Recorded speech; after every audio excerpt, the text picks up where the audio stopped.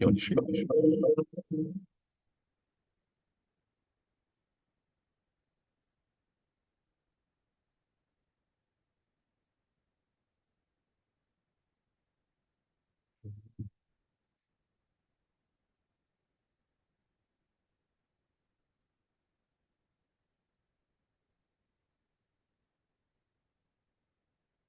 Good morning.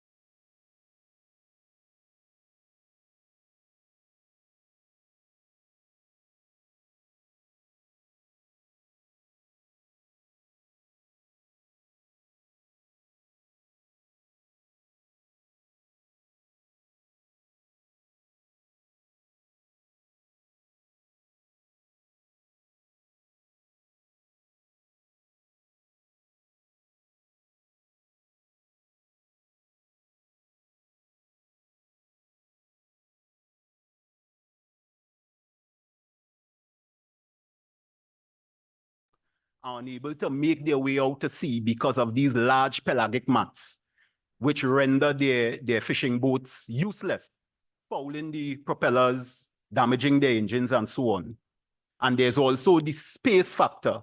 In order to dispose of this seaweed when collected, large spaces must be found where this can be buried or left, where the toxic fumes from the decaying sargassum will not impact surrounding environments and communities.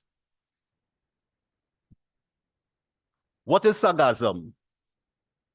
This is found primarily in the Atlantic Ocean, and as the name suggests, originates within the Sargasso Sea. It is a free-floating species of brown macroalgae, which can exist in pelagic mats of spans up to 5,000 miles, covering acreage atop water surfaces. It also provides refuge for migratory species, fish, invertebrates. It is a nutrient-rich plant. However, a negative, it traps marine debris such as plastics, polystyrene, etc.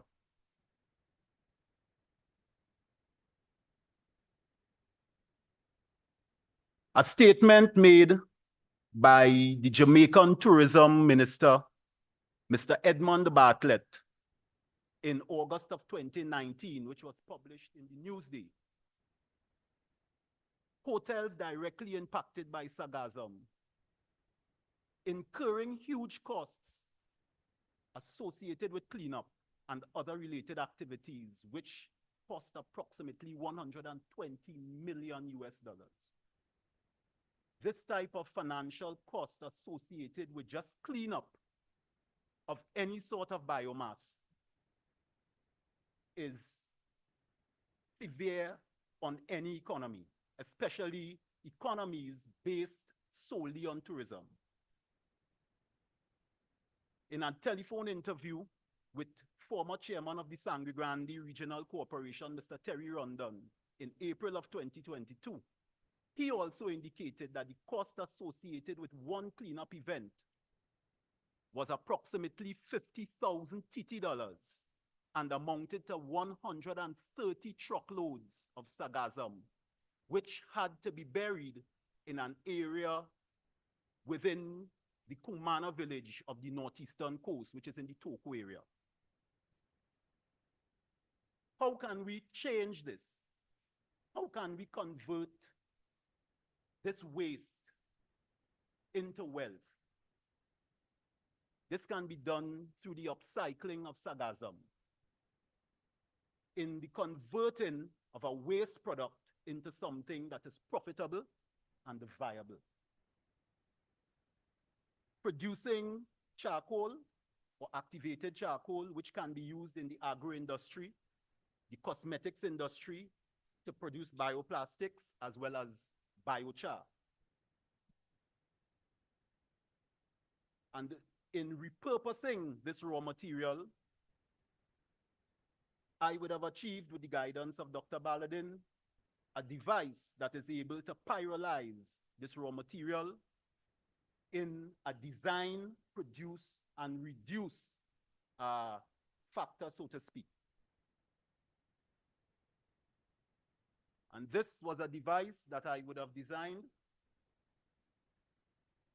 as a project prototype, which is responsible for the pyrolysis of sargassum into charcoal and, by extension, activated charcoal. Some of the characteristics: it's portable. At least the prototype, it's portable, can be used on any stable surface, tabletop, flat truck bed. It's a rotary device driven by a gearbox, which consists of a 1/3 horsepower, 12-volt variable electric motor linked by chain, and the device is gas operated using LPG gas. Very easy to set up, can be used using 20-pound or 100-pound cylinders. It operates within a temperature range of 100 to 600 degrees Celsius, which allows not only for the pyrolysis of sargassum, but also for the pyrolysis of other biomaterials, such as coconut shells, bamboo, which are harder substances and would require higher temperatures for conversion into charcoal. In the interest of time, I would move past some of the other characteristics. Through experimentation, we were able to determine and found that 1,700 grams of raw sargassum material produced 114 grams of charcoal. The yield is approximately 6.71% of the input. Now, the yield is low. Now, is this good or bad?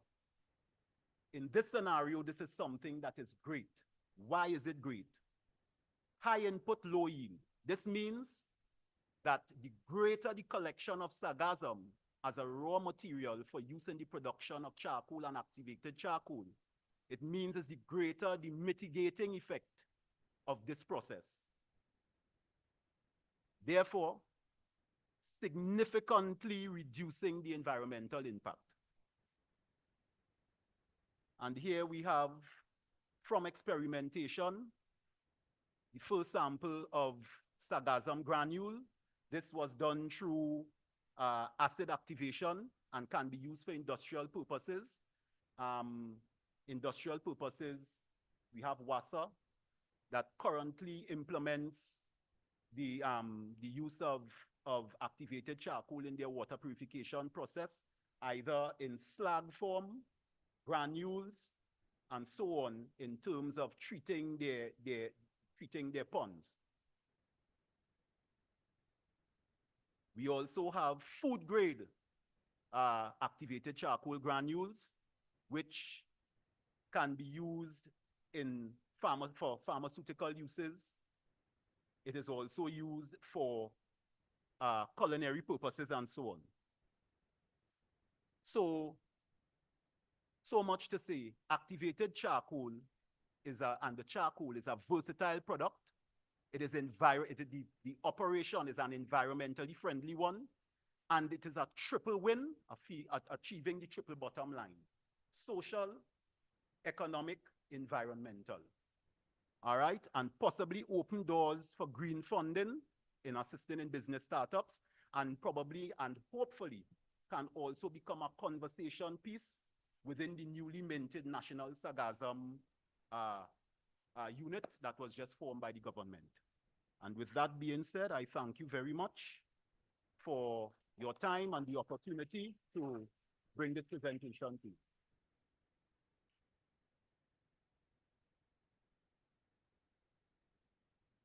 Thank you for that presentation. We're open to a few questions.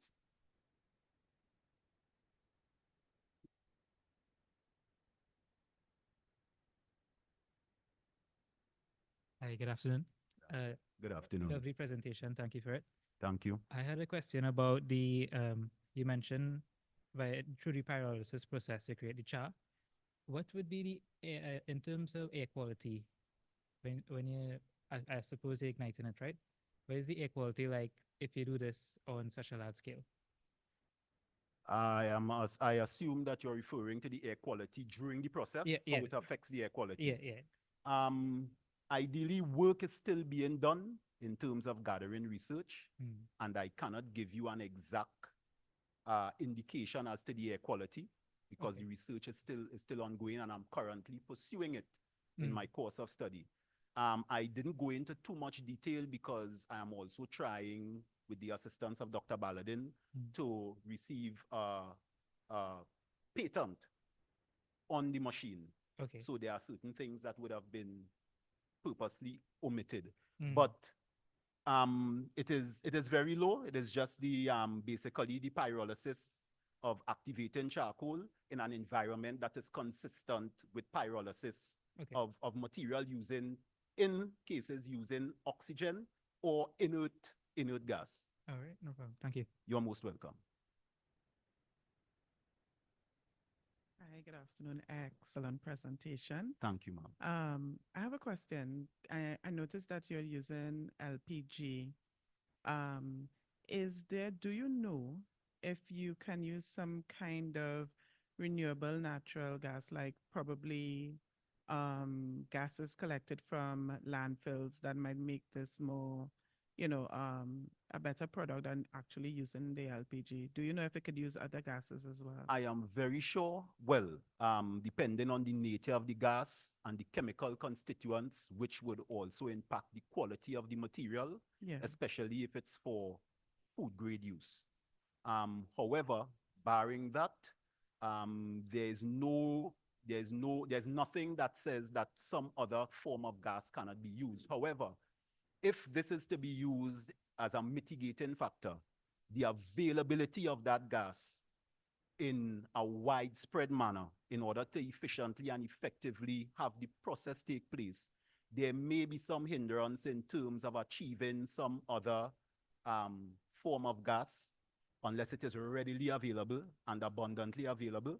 However, at least so far in our research, I tried to use something that was easy to come by, Okay. and continued research would also, I am sure, unearth other factors that can be reliably used, but that is yet to come. And with your question, that would give even more enthusiasm in terms of looking into that as an option. Surely, yes. And I plan to speak with you and your professor after. So thank you. Thank you. Hi, good afternoon. Good Really well done presentation. Thank you. So this is a question with the sargassum. So I know you've probably heard about the arsenic and the lead of Yes. right, the sargassum. Yes. Is this something the testing would it have been necessary before you would have done the pyrolysis, or and is this something you would have tested the char afterwards to Both see if it stages. can Sorry to cut you. Yes. no, it's okay. Both stages testing would be necessary in terms of seeing the content in terms of the amount of heavy metals, Heavy metals, and right. so on that are present in the raw material that would affect the finished product. Right. However, during experimentation, finding testing here, I went to the Ministry of Health, Okay. Food and Drug Division, Okay. who advised me that I would have to send my samples outside to the US to be tested. That would incur some significant cost, which is, at least at this time, a bit prohibitive for me. Mhm. But as I said, we are working toward a patent, and we would have to look upon that. We would have to visit that event at some point in time. So it means that getting it properly tested and looking at the constituents, what is allowable and not allowable, we would have to go through that phase of it. Right, because that would affect the food grade part. Yes, it right? would. Okay. Yes. All right. Thanks. You're most welcome. Thank you, Mr. Phipps. That was really impressive. And we look forward to the final product development. Thank you very much. A good evening to all. Okay. Hello, sir. Just one question. I really wanted to know what are the limitations or what were your limitations where this particular project was concerned. It's really important. One of the main limitations for us was cost. This is a small prototype. In order to roll this out, the cost for a working size device would cost approximately $1 million. With the use of an engineering firm that would have assisted me in building the device, because I do not have the equipment and so on to put the device together. So I would have done the design, a lot of input from Dr. Baladin, as well as from the engineering firms in terms of using materials that are industry relevant presently. So they would have assisted as well. So cost would have been the main factor. And again, as the former speaker, the speaker before you would have indicated, testing, which redounds to cost as well. So ideally, cost of rollout is the key factor. Thank you. Thank you.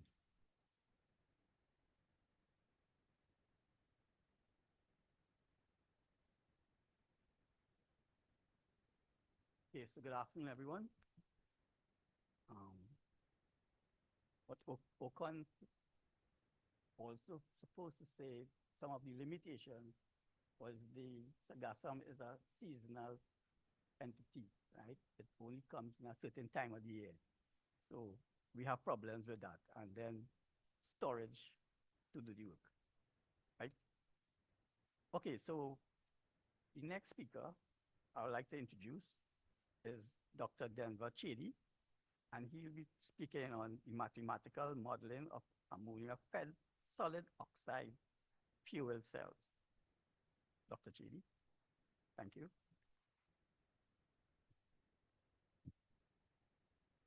All right, good afternoon, everyone. Let me close this.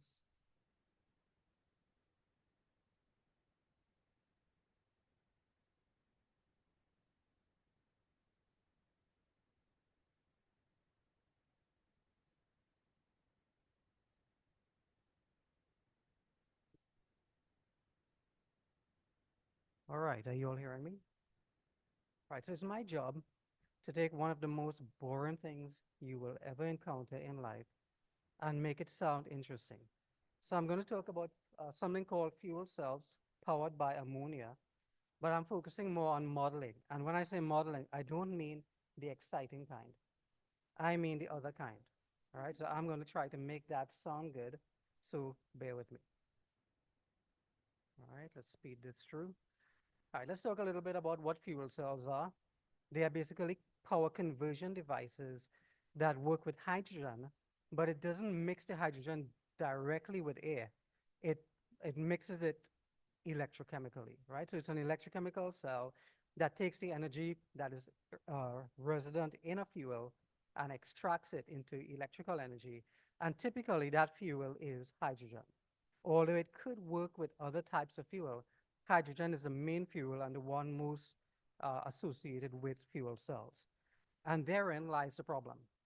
The main reason hydrogen fuel cell technology has not developed that well over the past 20 years is precisely because of hydrogen. And I know that there is a lot of buzz today about hydrogen. I honestly don't know why. If there's anybody here from a funding agency, I take back everything I just said, all right? Hydrogen doesn't exist naturally. It is difficult to produce, it's very difficult to transport and store, and those problems really have never been fixed. And fuel cells have the unfortunate position of requiring two new technologies to develop at the same time, fuel cells and the hydrogen economy. And that is sort of like running a three-legged race. You're probably not going to run as fast, and you definitely will not win. But it would not be an understatement to say that literally all of these problems are solved by ammonia. As you can see, ammonia, NH3, stores hydrogen in its bonds naturally. Ammonia is the second most transported chemical globally, and it is produced right here in Trinidad. So it's a chemical that's very easy to access. And it naturally stores the hydrogen for you, and at high temperatures, it will thermally decompose into its constituents, nitrogen and hydrogen. So it solves all of the problems of production of hydrogen, transport and storage. It does it for you, and there are some kinds of fuel cells that it works it. But the main caveat here is that it has to be at a high temperature. We're talking about upwards of 700 degrees Celsius. So it could only work with high temperature fuel cells, and one of them is a solid oxide fuel cell, or SOFC for short. Right, so my objective is to develop a mathematical model that will simulate that, and by simulate, I mean solve all of the differential equations associated with it. All right, so remember I told you that there is a kind of modeling that's a lot more exciting. So let's pretend that that thing at the top there where it says anode flow channel, let's pretend that's a catwalk. And ammonia is moving down the catwalk and decomposing into N2 and H2. And once it produces hydrogen, the fuel cell takes over, does its thing, and it produces power. And the same cell that consumes the hydrogen also decomposes the ammonia. So it is based on a nickel catalyst, and that accomplishes both goals. Right? You see all the electrochemical reactions taking place in there. So that's what we're trying to model. We have something that involves fluid flow in both porous and non-porous material. transport of chemical species, electrical charges, heat, and also chemical reactions and electrochemical reactions. All of them happening within one cell, and we have to mathematically model all of that. So these are the names and the forms of some of the equations that I'll be using. And there are two reasons why I'm showing these equations. One, so that everyone will see how smart I am. And two, so that you will see what is the key to making a mathematical model work. You have to get the English and the Greek letters to line up just perfectly. If anything is out of order and you press that red button, this will happen. And then you realize you made a mistake, so you have to fix it. And then when you finally do, you get the colors arranged in a slightly different way. In this case, we're talking about the concentration of hydrogen within the cell. The parts that I want to point out to you at the very beginning, where you have blue, meaning zero hydrogen, because it's an ammonia fuel cell, right? It's only ammonia, no hydrogen. But it very quickly changes to red. So the concentration of hydrogen very quickly increases because the ammonia is very quickly being converted to hydrogen, and then eventually it's decreasing as the hydrogen is used up in the fuel cell. There are no surprises there. If we didn't get that, then we know we did something wrong. But the interesting slide that I really want to focus on is this one here. What does the temperature look like inside of the cell? And we're talking about something that is a fraction of a millimeter in thickness, right? And 20 millimeters long. You notice that we're talking about something coming in at 1073 Kelvin, which is about 800 Celsius. And there's a very sharp drop of about 50 degrees, 53 degrees, right at the inlet there. You see that big blue spot. That temperature drop of 53 degrees will destroy the material, right? The thing will mash up, people will get killed. And then afterwards, there'll be a commission of inquiry. But the mathematical model helps you to identify this problem before it comes up. And that is the real value of mathematical modeling that I'm trying to communicate to you, not fuel cells per se, the importance of modeling. So what is causing that? It is because the ammonia is decomposing too fast. And ammonia is what you call, the ammonia decomposition is what you call an endothermic reaction. So it takes heat from the surroundings, causing the temperature to drop, right? And it's happening too fast. So we need to find a way to slow down the rate at which ammonia is converting to hydrogen. But that is highly dependent on temperature. And if you reduce the temperature of the cell, you're going to reduce the performance of the cell. So what's the solution? We've identified the problem. Well, there just happens to be a different type of solid oxide fuel cell that could work at a lower temperature. Right? This diagram, again, you have the catwalk at the top. It looks very similar to the one at the top, but there are some subtle differences which I don't have time to get into. But there are changes in the configuration, changes in the reaction. Therefore, the model has to change as well. Right? So we make all of those changes in the model. Even the mechanism by which ammonia decomposes to hydrogen changes. A lot of changes, but still falls under the category of fuel cell modeling. So we make all those changes, run the model again, and you realize you made a mistake, you fix it, and now we have this. So on the left, I have the original diagram that I showed with the hydrogen being produced quickly. And then on the right, I have the new model where you notice a much more gradual transition from blue to red. All right? So that means we have successfully slowed down the rate of the reaction without compromising the performance of the cell. And now, finally, what does that mean for the temperature? Again, on the left, you see the temperature with the blue spot there, representing a 53-degree drop within a space of 3 millimeters. And on the right, you're still seeing the big blue patch, but look at the scale on the right. It represents a temperature drop of now just 3 degrees, right, as opposed to 53 degrees. And the material could definitely handle that. That is not a problem at all. So we were able to identify a problem before people got killed, and we were able to fix it by proposing solutions, and we simulated all of this with a computer, right? So that was the real value of mathematical modeling, that it could highlight a problem in advance, it could aid in the development of new technologies, not just fuel cells, but just about everything, right? And some work that I plan to do coming out of this would be studying more about the different mechanisms of ammonia decomposition developing more complex models than what I presented here, and eventually actually building a solid oxide fuel cell prototype that works with ammonia. All right, questions?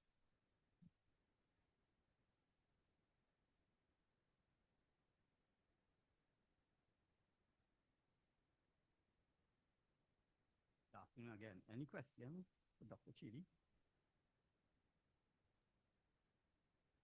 Again, Tom? Thank you, Dr. Cherry. That Yes, was a nice presentation. If I'm not mistaken, was it COMSOL that you were using? Yes, this is COMSOL. If did you look at any 3D models? Try to do this in 3D? Yes, I do have 3D models, but I find that the 2D models are easier to present. Okay. In I fact, the understand. only difference, the major difference, when you go from 1D to 2D, there's a quantum leap. When you go from 2D to 3D, there's a very small jump. Okay, all right The then. 3D model is again just to show off. The Okay, 2D all right. model is So, easier to present. okay. So you're saying the difference in results will be marginal, and Yeah. the computational time and so on. Yes, the computational time will be significantly more Oh yeah. with Yeah. a three-dimensional cell, but Okay. the results are not going to be significantly different. All right, no problem. I'll be happy to talk to you more about COMSOL. I use it All in right. my research too. So All right, what do you yeah, do? I simulate solar cells. All right, So well, I it use will be the these. same kind of equations and stuff. Well, anyway, nice Yeah. presentation. All right. Any further questions?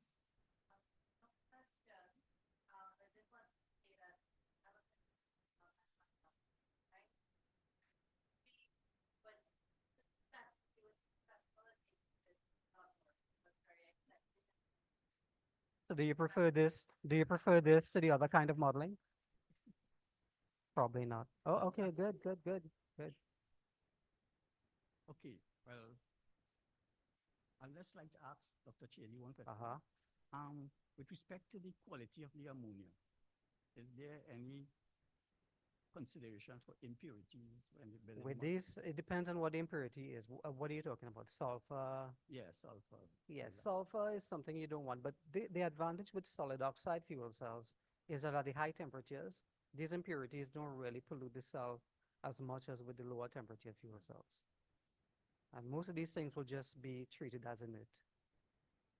Well, on behalf of the audience, I'd like to thank you for a very entertaining presentation.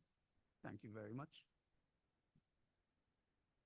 Thank you, Dr. Chetty. That was really awesome. I think if I had someone like you teaching me maths and science, I would be an engineer and not a lawyer. Okay. So, moving on to the next presentation that is being presented by Mr. Tevin Butler. There you are. Dr. Ria Guppy and Samantha Chedi are his co-authors, and it deals with the valuation of sea turtles in Trinidad and Tobago. Hi, good afternoon, everyone.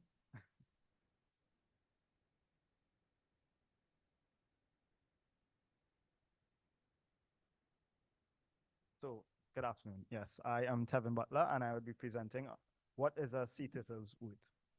Okay.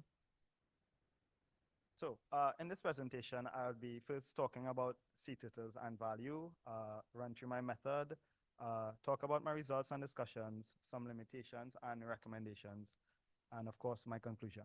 Right. So, in the world, there are 7 species of sea turtles, 5 of which are found in Trinidad and Tobago, and all 5 of these are either considered vulnerable or critically endangered on the IUCN list. Just to spell it out for you, the olive ridley, loggerhead, and leatherback are all considered vulnerable, while the green turtle is considered endangered, and the hawksbill considered critically endangered. This map here just shows all the locations that turtles are known, either reported nesting or known to nest in Trinidad, and again here for Tobago. Right, so sea turtles in Trinidad and Tobago, they maintain our marine ecosystems, notably the leatherbacks control jellyfish populations in our seas, hawksbills control sponges in our coral reefs, and yeah, so they provide marine ecosystem services, right? They also generate revenue for coastal villages through ecotourism, turtle watching. They benefit from this, and historically, they have been used to generate income through the selling of their meat, making crafts from the bones and shells. Eggs are seen as an aphrodisiac. Interestingly, as well, they are also tied to our culture and identity, even since our first persons who would have used them in religious sacrifices and so forth. Also interesting to note in terms of culture, in 2023, the Commonwealth Youth Games were held here in Trinidad and Tobago, and the mascot was a leatherback turtle named Coque. So just to show that it does in fact represent Trinidad and Tobago on some level. So protection of sea turtles. In Trinidad and Tobago, several legislations actually protect sea turtles: the Fisheries Act, Conservation of Wildlife Act, and Environmental Sensitive Species Rules. Also, each of the 5 species are an ESS species. But despite this, these populations have still been under threat, most notably the leatherback turtles, who have seen a reduction in their populations over the last 10 years, sorry. All right, so at this point is where I would like to introduce the idea of evaluating our marine sea turtles in terms to help bolster our conservation efforts, right? So valuation and conservation is not new, but it is not something that is well adapted or has been adapted in a lot of places.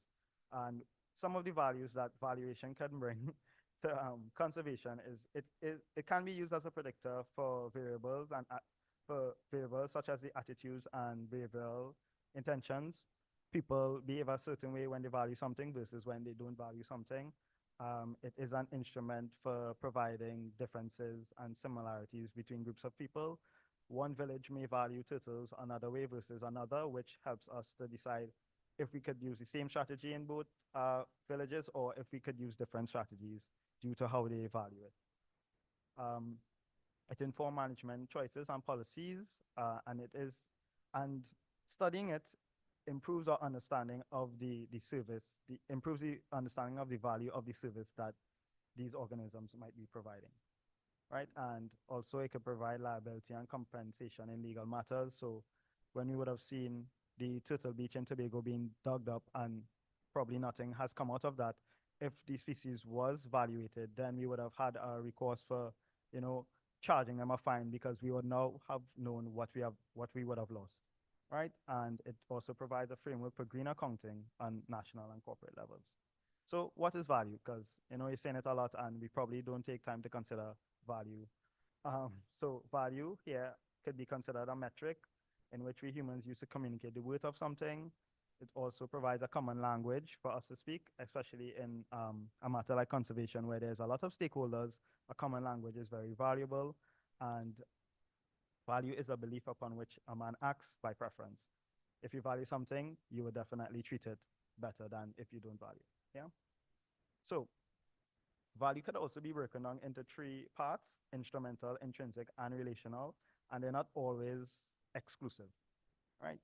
So just to help you bridge that gap, instrumental is economic, dollars and cents. That's the easy one. Intrinsic is ecological. It has value just because it exists. And relational, social, and cultural, the difficult one by far, is it just shows the value between the relationship between humans and themselves and also humans and the environment. Yeah. So issues with valuation, there's not a lot of research. Well, there is not a lot of research on marine ecosystems, but there's also, most of it is focused on instrumental values. When you focus on instrumental value, you lose some of the values that would have occurred with the other types of value, right? So my objectives were to determine a conservative instrumental value of sea turtles, evaluate social and cultural and intrinsic values of sea turtles, and explore possible relationships between value and demographic parameters. All right. Method, basically, to summarize the method, I would have sent out surveys, people would have answered them, I would have collated the data and run statistical tests on the data. Some of the statistical tests that were carried out were Cronbount Alpha, Kruskal-Wallis test, Adams test, Mans-Whitney's test, and chi-square test. So to the results, there's some demographics. 60% of the respondents were females, while 38% were males, 2% were left blank. Most of the respondents were between the age 24 to 29. Yeah, most of them were also had bachelor degrees. Majority of them were inland inhabitants opposed to coastal, which I would have preferred to have more coastal input. And so most people would have had an income between $7,000 and $14,999. Objective one, instrumental. So here in this chi-square test, you would see that income would have had a relationship with frequency of payment, meaning that people who earn more were willing to pay more for conservation, while age also had a meaningful relationship with frequency of payment, meaning what I saw, younger people were willing to pay more for conservation than older people. And then in gender, we would have also seen a relationship with willingness to pay and gender, meaning, and what I saw is that women were more likely to pay for conservation versus males, right? And the average willingness to pay that would have gotten was $54.41 TT, 41 cents TT, right? Also, from permit sales, $56,299 was generated in the 2023 turtle nesting season, and $57,348 was the average over 23 years. So last year was, well, last year was similar to the average. This is the amount of money roughly that would have been generated via turtle tours in these locations: Las Cuevas, 70,000, Graniver, 208,750, and Matura, $399,300, for a total of $678,050 TT.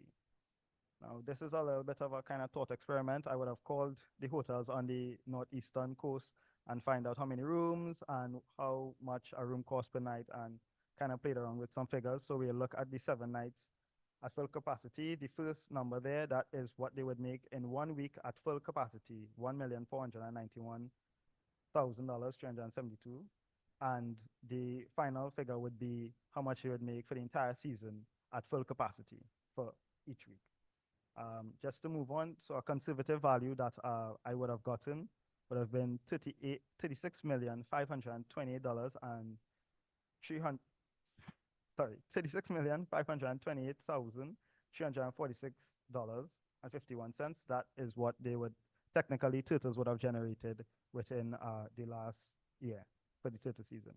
Ecological, here I would have asked respondents, how important sea turtles are to you, of a scale from 0 to 5, 0 being not important at all, 5 being very important. We would have seen here 45% of our respondents would have given a 5 rating on either of the turtle species, which means that generally people would think that sea turtles are important.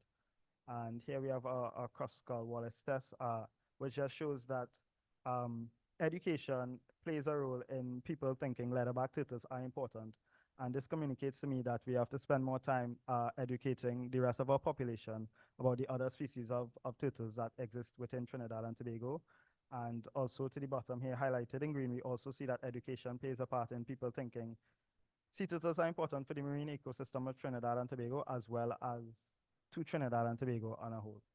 All right, and that's my time, but just for conclusion purposes, in Trinidad and Tobago, there's an appreciation for ecological, economic, and cultural values of sea turtles in that order. 78% of the respondents were willing to pay an average of 54 TT for conservation, and conservatively, sea turtles generate $36,528,346.51. Thank you.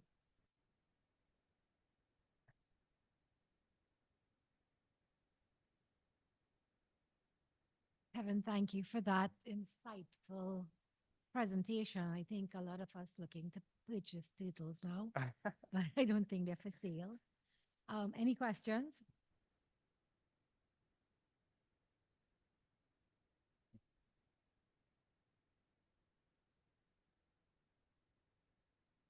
Hi, afternoon, everyone.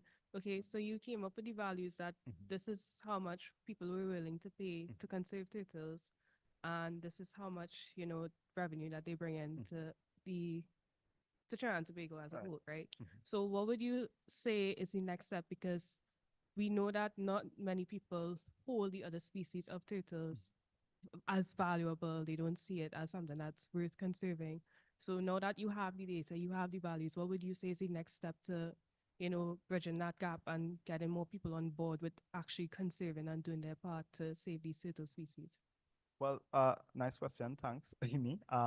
So I think firstly, education plays an important role as the research would have shown. So educating people that these other turtles do visit Trinidad and they are as important as leatherbacks as well. And uh, after education, we have to be a little more what's the word? We have to enforce our laws better because uh, oftentimes these incidents happen with turtles either being hurt or catched or whatever the case is, but there's not often a lot of reprimandation for these people in these incidents. So yeah, so education and enforcement of the laws. Yeah.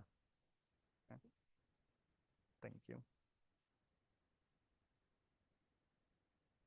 I do have a question for you from myself. In terms of the quantification of the revenue, the 36 million, was that verified with Wildlife Division, their permitting?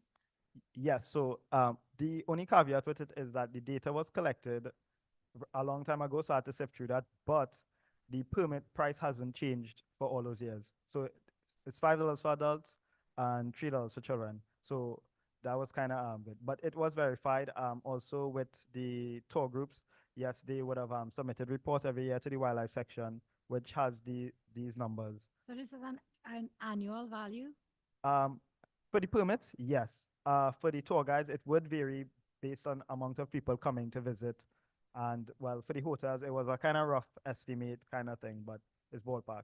Also to say that value was very understated because there's a lot more Multiplied. instruments Yeah. that could be used to add to the value of these sea turtles. Yes. And is there a carrying capacity that has been identified in terms of the volume of persons that those particular areas can accommodate? No, there's no carrying capacity. I believe some beaches prefer not to have a lot of people, while some beaches encourage as much people as they can. But there's no set carrying capacity in terms of how many people could visit. Once you have a permit, you could enter the prohibited beaches. Do you think it's important that we should establish that? Yes, for ecological reasons, yes. Okay. Okay, so if there are no other questions, I would invite Derek back to introduce his next speaker. Thank you.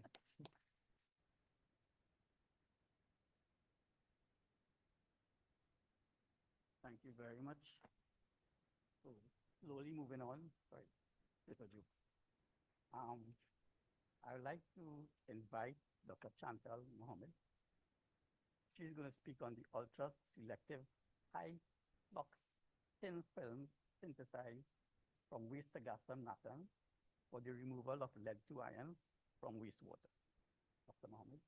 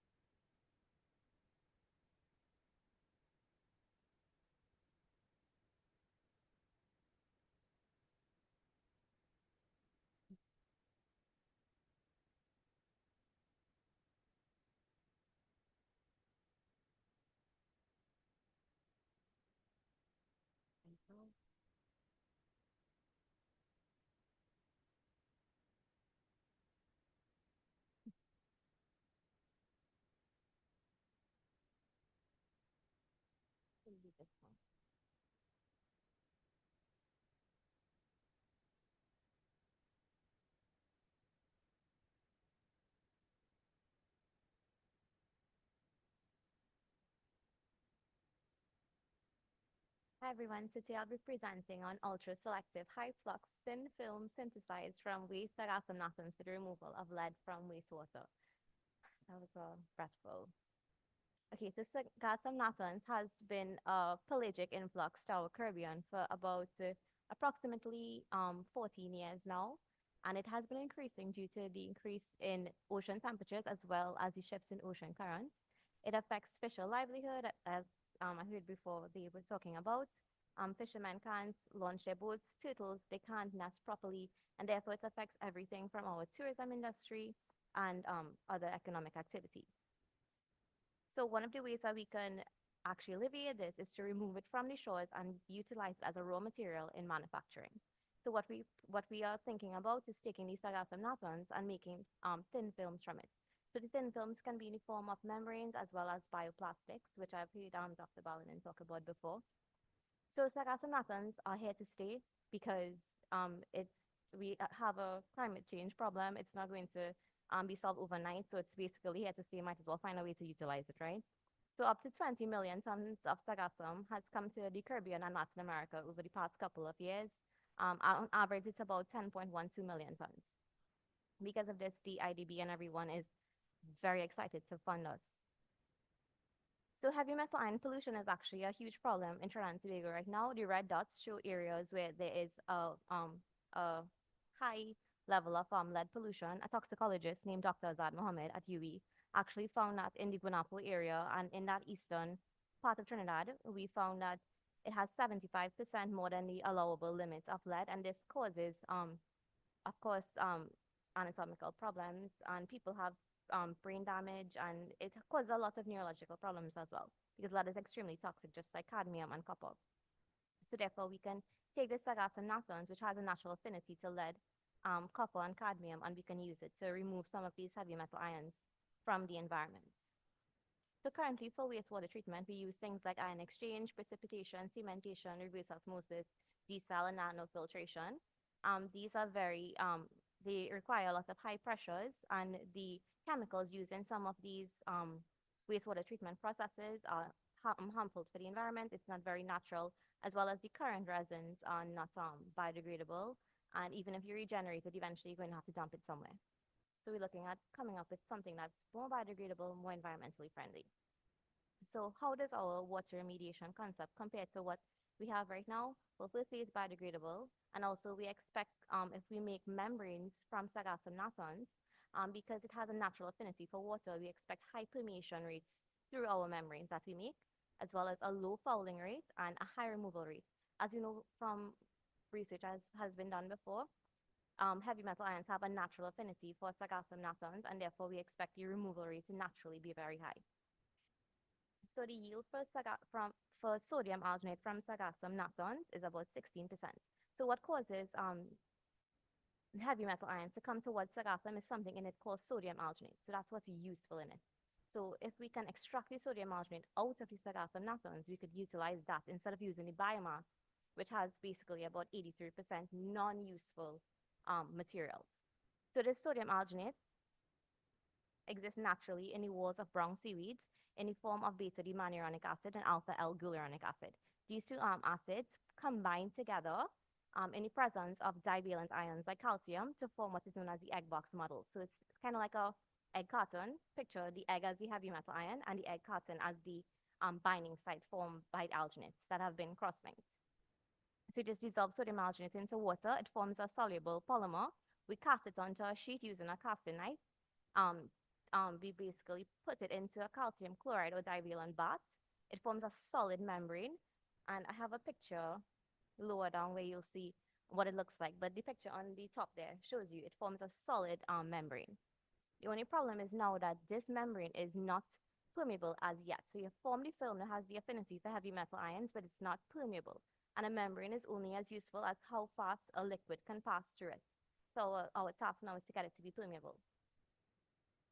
So this is the methodology I followed. We understood the baseline of the film already and the affinity of metal ions for it, and you can read up our first publication on it. We then determined the porogen that would make this film permeable, the optimum thickness at which we should cast the film to allow maximum permeability. We then did a static and dynamic adsorption study, characterized the film to understand how is it permeable, how does it bind, and how could we make it better?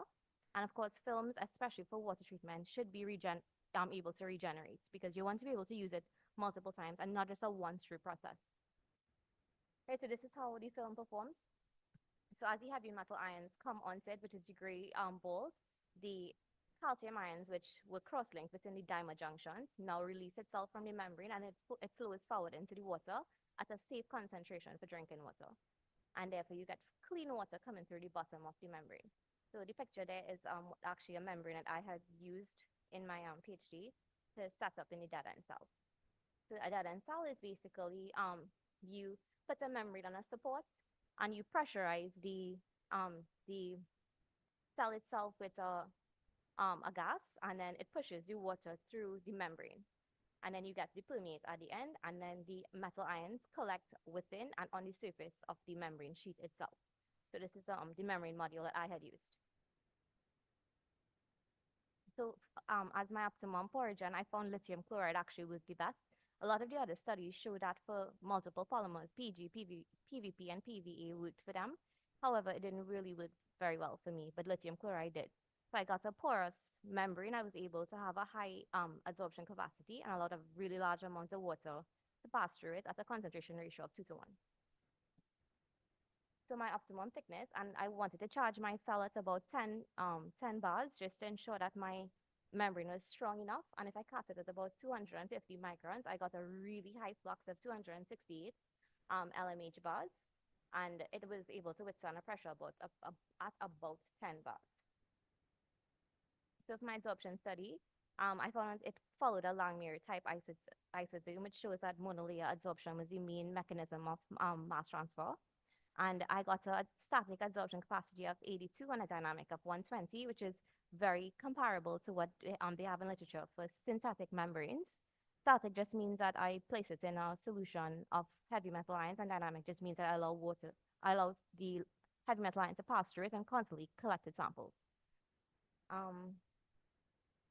Of course, it's only as good as how it's able to regenerate.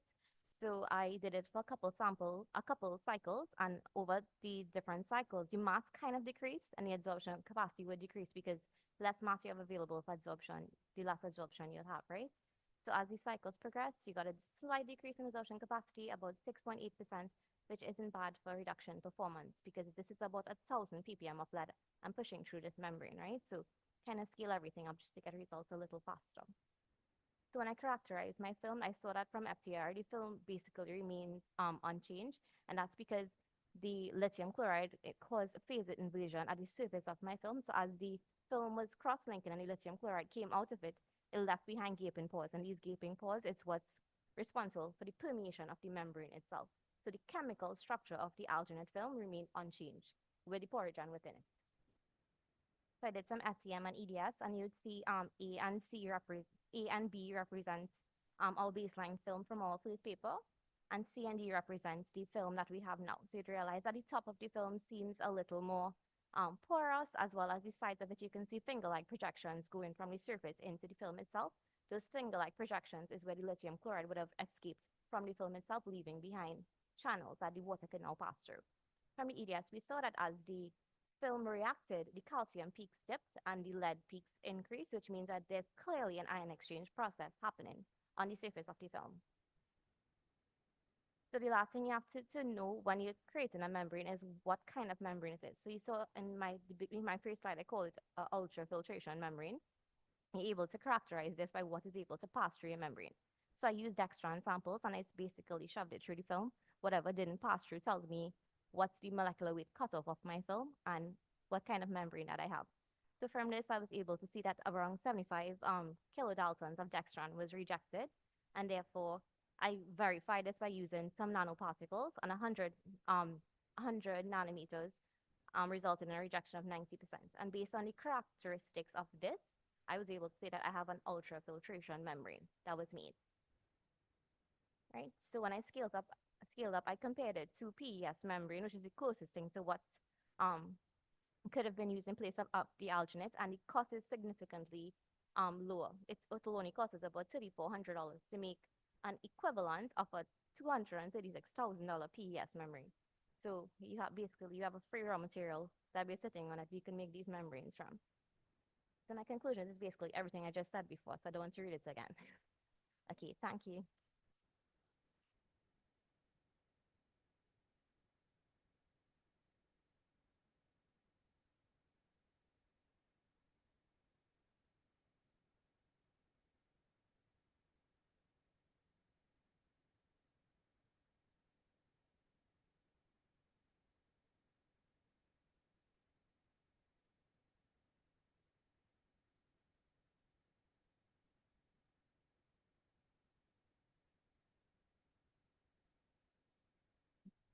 Okay. Interesting presentation. I just wanted to know, so you said at the last part that it will filter out other sorts of chemicals, right? Yeah. Different weights. But also how long does the membrane last? Like in terms of uses? I don't know if that's something, or is it something permanent? Yeah, so we only considered it for 3 cycles, but the 3 cycles, yeah, so the membrane is actually biodegradable and the alternate can be recovered. So when you finish using membrane, you can take the alternate and reform it into a membrane again and reuse it continuously. Okay. Yeah, Okay. it's a resource circular material. That's Yeah. okay, thanks. With a question? Okay, after, I could ask one. No, you can stay there. You can stay there. You can stay there. When you extract the lead, right? Yeah. In the membrane, what are the options of disposal for the lead? Impregnated. So basically, when the lead becomes bonded to the surface of the membrane, you could regenerate it using hydroxides, similar to what they do right now. So you basically strip the heavy metal from the surface of it using dilute hydroxides, and then you can recover the metal. Yeah, and reuse the film again. Yeah. The metal can be battery pools, that stuff. Yeah, you can recover the metal. Thank you. Any other question?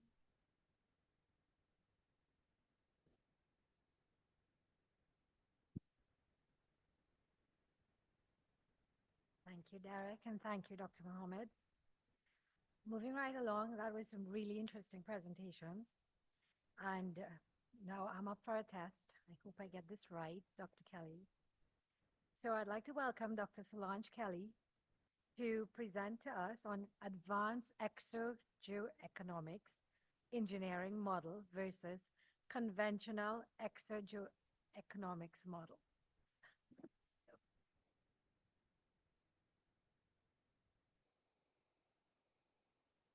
Well done, Vivian.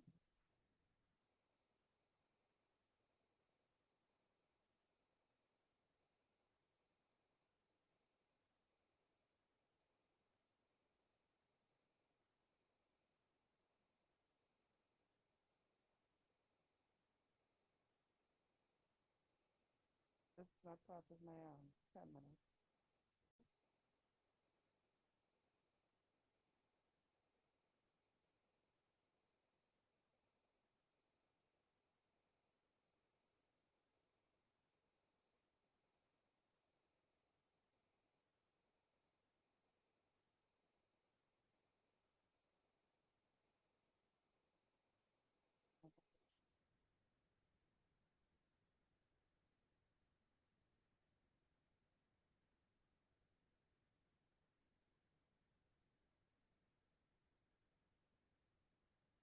Right.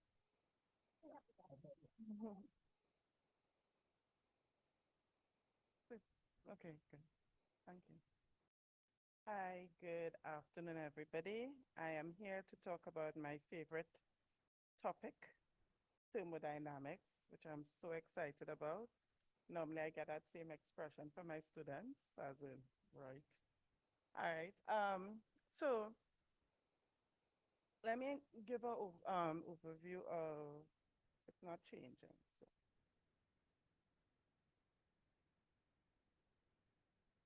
So if there's something I'm supposed to do to get it, I am using it.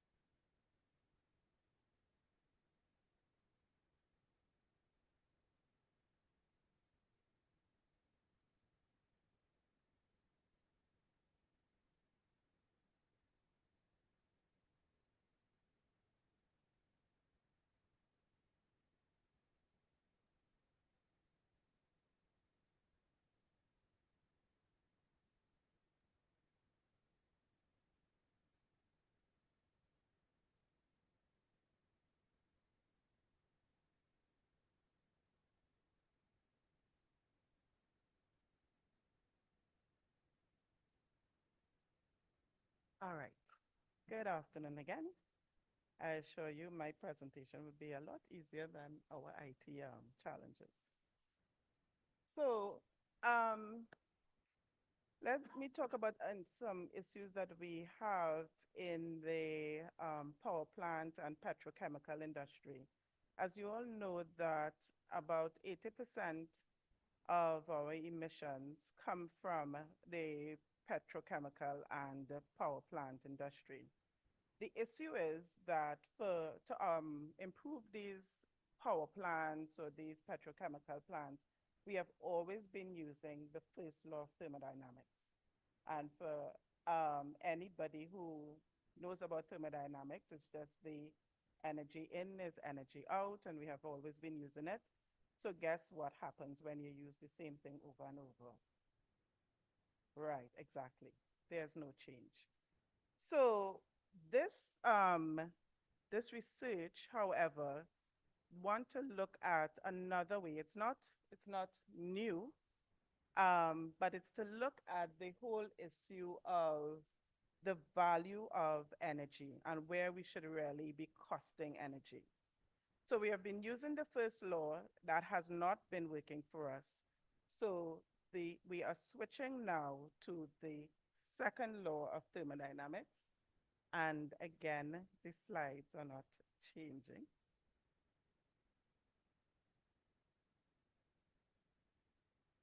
I am feeling to take this personally now.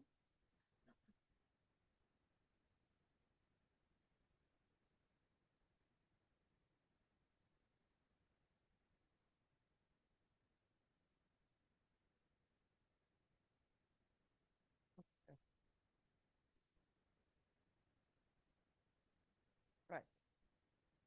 So one of the things that we should actually be looking at, not necessarily the not necessarily the energy, but we should be looking at exergy. The reason being, like the image is showing with the toothpaste. You know, when you're coming down to the end of the toothpaste, but I don't know if we still do it. We normally will roll the toothpaste to try to get as much toothpaste out of it. Right. But you still can't get to all the toothpaste out of the tube. That is a good example of energy versus exergy.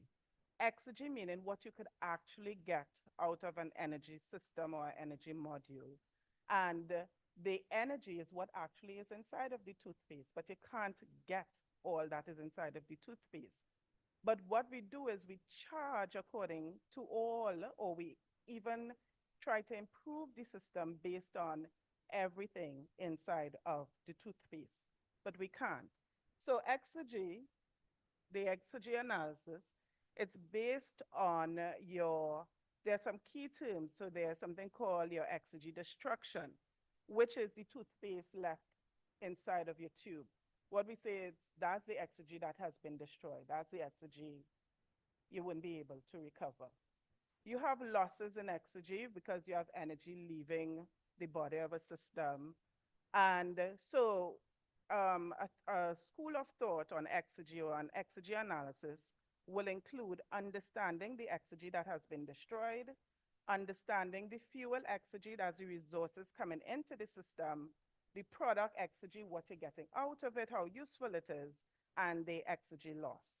The other significant tool we use is exegetic efficiency as opposed to normal efficiency, which is the same thing, your product, the exergy of your product divided by the exergy of your fuel. So what exogeoeconomics states is that the best way for attributing cost to any energy system should be use of the exergy analysis as opposed to exogeoeconomic analysis. So if I take cost and I cost the exergy instead of costing the energy, I get the word exogeoeconomics. Fancy name, but simple meaning, right? There are some conventional exogeoeconomic analysis that we use. There is a problem with the conventional exogeoeconomic analysis, which is it does not cater to the fact that some units need to destroy energy to work. For example, for those of us who know about power plants, you have a power plant, you have combustion taking place in your combustion chamber. It needs to destroy exergy to work. So you cannot penalize something that by its very nature, that is what it has to do. And that's the problem with the conventional exogeoeconomic analysis. It penalizes the components, but that's what the component has to do. It has to destroy the exergy. So the other thing is, the other problem we have is that some components, depending on what they have to do, they need a particular size. And you can't penalize it because of its size. You can't penalize it because of its costing. That's how the unit runs. So conventional exogeoeconomics does not cater for that, this is the size and this is what the function of the system. So a group of researchers, myself included, one of the things we also look at for conventional exergy and conventional exogeoeconomics is that one of the things we're looking at is that components affect each other. So you may have a system with different plant components inside of it, but some components affect each other, and the conventional exogeoeconomics analysis, they don't cater for that.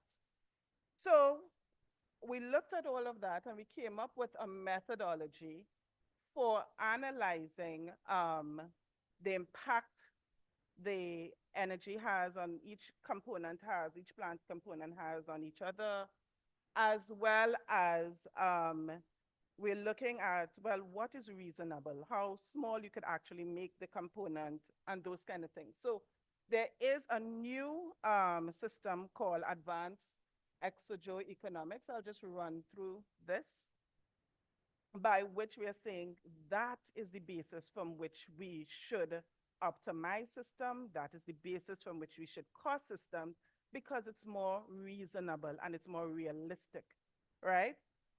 So we did a comparison between existing exergy analysis and advanced exergy analysis. And if you look at the existing exergy analysis, you'll see the highest exergy destruction is occurring in your combustion chamber, 42.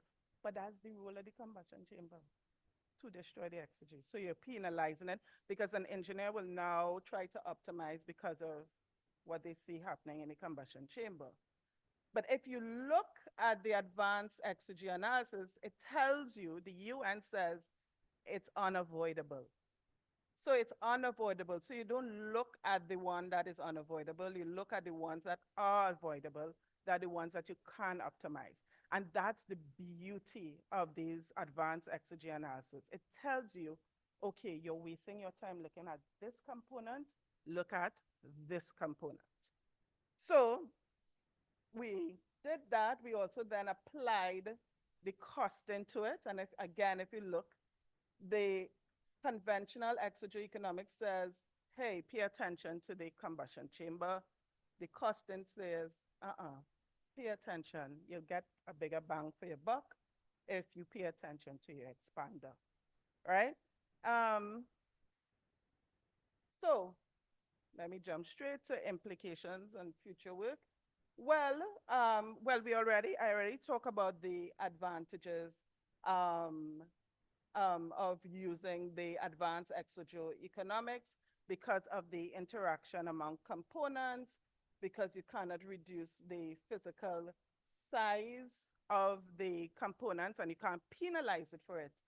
And, but last thing, because it's a lot of computational power, one of the things, the main thing or future work in this area is the use of AI to actually formulate these equations and make it more useful for the plant operator when making decisions on how to optimize or improve their plants.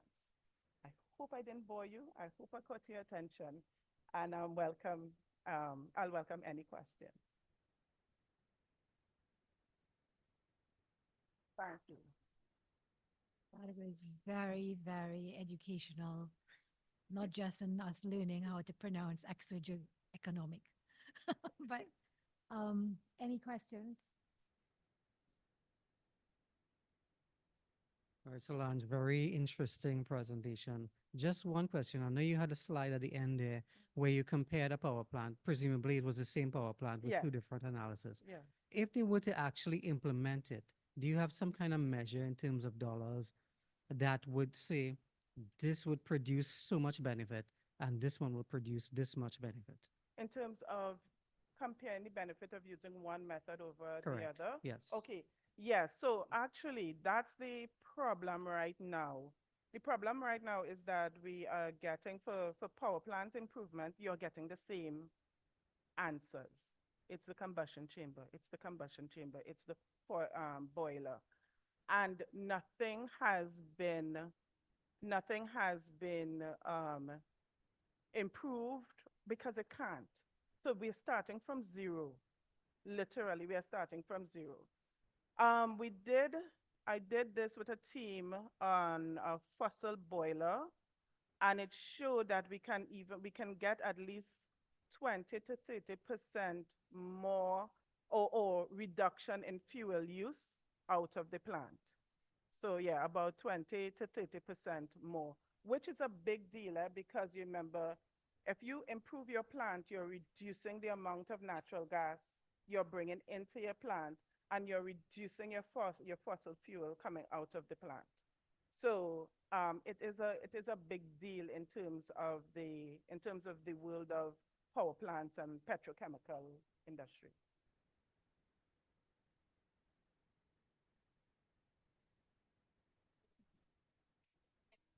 Opening mic, I think.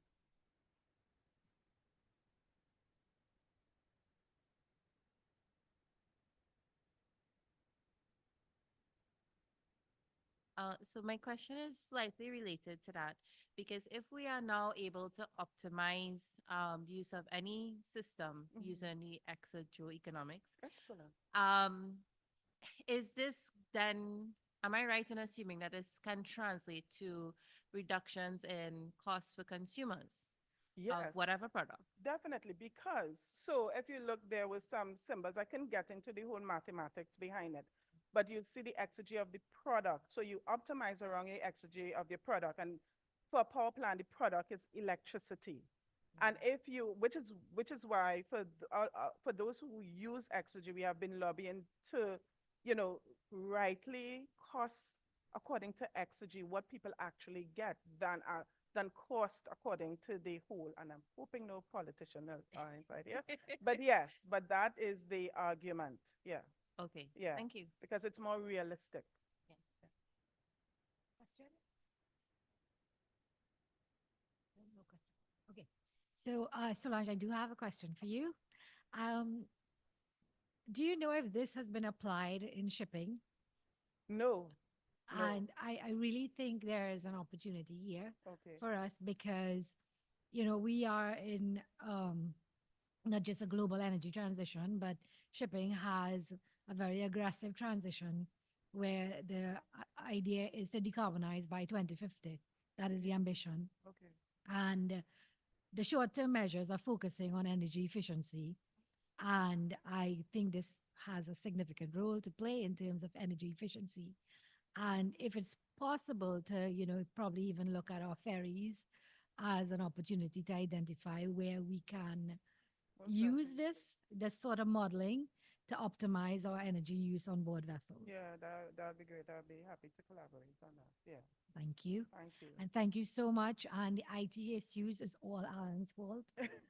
Alan, there is an issue though. Just for the next speaker, it's not in sync. What you're seeing on the computer is not in sync with what's on the screen. So, Derek, you're up.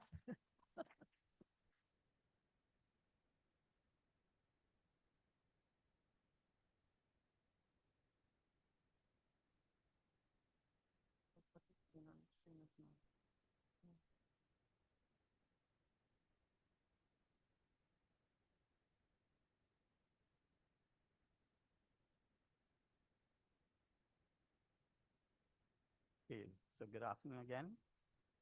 The next speaker, I hope I get pronunciation name right. Joe Mark DeAndre. Sure, I'll get that wrong. Okay, so he's going to speak about the preliminary study measuring sustainability within existing urban transportation system in small island developing states with a sustainable urban transportation index model approach in Trinidad and Tobago.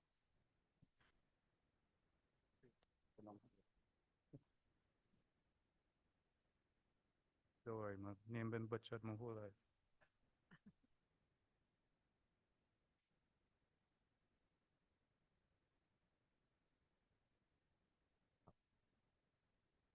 Good afternoon, everybody.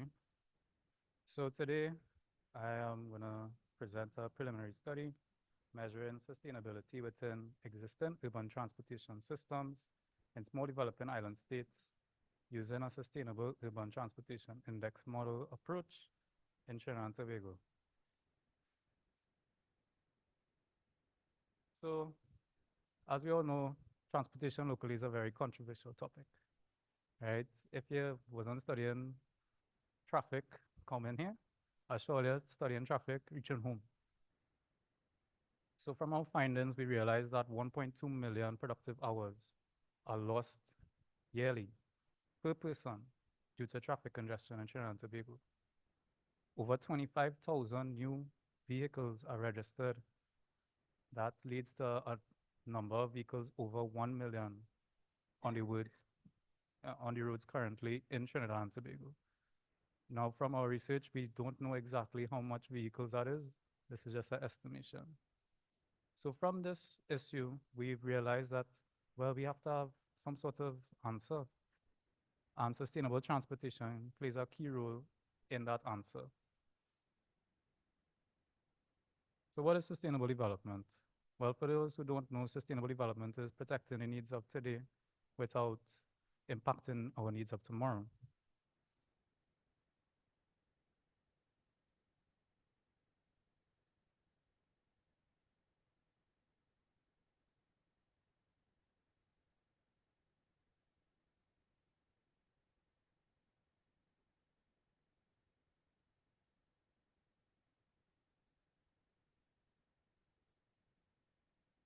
I know, to get to sustainable development, a sustainable transportation sector is very, very important. So sustainability is made up of three pillars: the environment, the economy, and society. So our goals for our research project is to provide a universal sustainable transportation measurement for small developing island states, to promote policies and recommendations within Trinidad and Tobago's communities, and to positively impact marginalized populations within SIDS, specifically women and children, and to have a safer, sustainable, reliable transportation sector in TNT.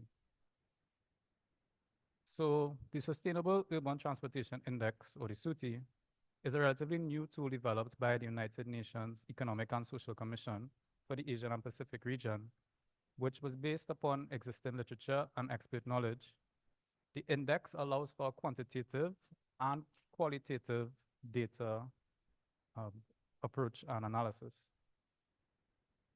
The SUTI model is based upon three key literature.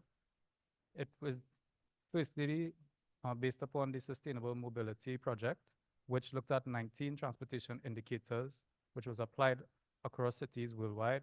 It emphasized those minorities, as well as it was heavily reliant on existing data and data collection. So here's a small graph of what sustainable mobility is. In the interest of time, I'll move forward. It was also based upon the Arthur D. Little report, which also looked at 19 similar indicators and was applied across 84 cities globally. It was also heavily reliant on existing data and data collection. Lastly, the SUTI is based upon the Sustainable Urban Transportation Evaluation, which was developed by the Korean Transportation Institution and was applied across all the major cities in the Republic of Korea. It had 12 quantitative and 12 qualitative indicators, which they selected based on expert review and focused primarily on policy improvements and improving the public transportation sector. Other studies that we came across in our research was the Dulce and Townsend, which was a local study. It was a great study, but it was not very quantitatively analyzing any of the indicators. Some indicators were left out, such as crime and safety to those minorities mentioned, and it was mostly policy and planning based. Another study we looked at was the Galena report, which was a multi-criteria decision-making mathematical approach, which primarily focused on privatization of transportation rather than public transport. It was also very much infrastructure-based and made little to no mention of any social aspects. So with these three core studies, along with the United Nations Sustainable Development Goals 3, 5, 9, 11, and 13 respectively, we have come up with the SUTI framework. The SUTI framework is those three pillars mentioned before, along with our transportation system infrastructure. That forms the sustainable urban transportation. Some of the proposed SUTI indicators that the United Nations looked at under each pillar was under environmental, look at air pollution, noise pollution; social, they look at accidents, time wastage; under economic, they look at costs related to accidents and the cost for transportation to consumers. In selecting these SUTI indicators, they identified and organized each candidate indicator. They applied the criteria and consolidated each indicator set, and finally adjusted the indicator set based upon experts' opinions. These experts were asked to rank each indicator respective to each field, the 4 fields mentioned previously. Some of the indicators that were highly ranked was air quality. Somewhere towards the middle was congestion and other social externalities. And towards the end, they ranked security, such as crimes in transportation, as a less important indicator. However, in our findings, which we have yet to start as yet, this may be ranked differently according to small developing island states. So the lovely people at United Nations realized that, hey, let me make this simple, right? We're going to put it in Excel. So they came up with an Excel tool using the formula that they came up with. Some examples of the indicators that they select based upon these expert reviews were convenient access to public transport, which was measured in the percentage of the population that have convenient access to transport. As you can see, they weighted each indicator equally, and they normalized the indicators respectively.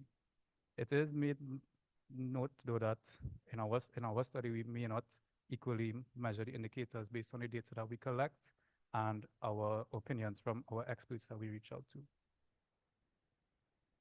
They normalized the indicators that were selected, which was found a percentage, and they summed it up in a geometric mean, and we could present these results in any form, and they chose to do a spider plot here, but it could be presented in other forms as well.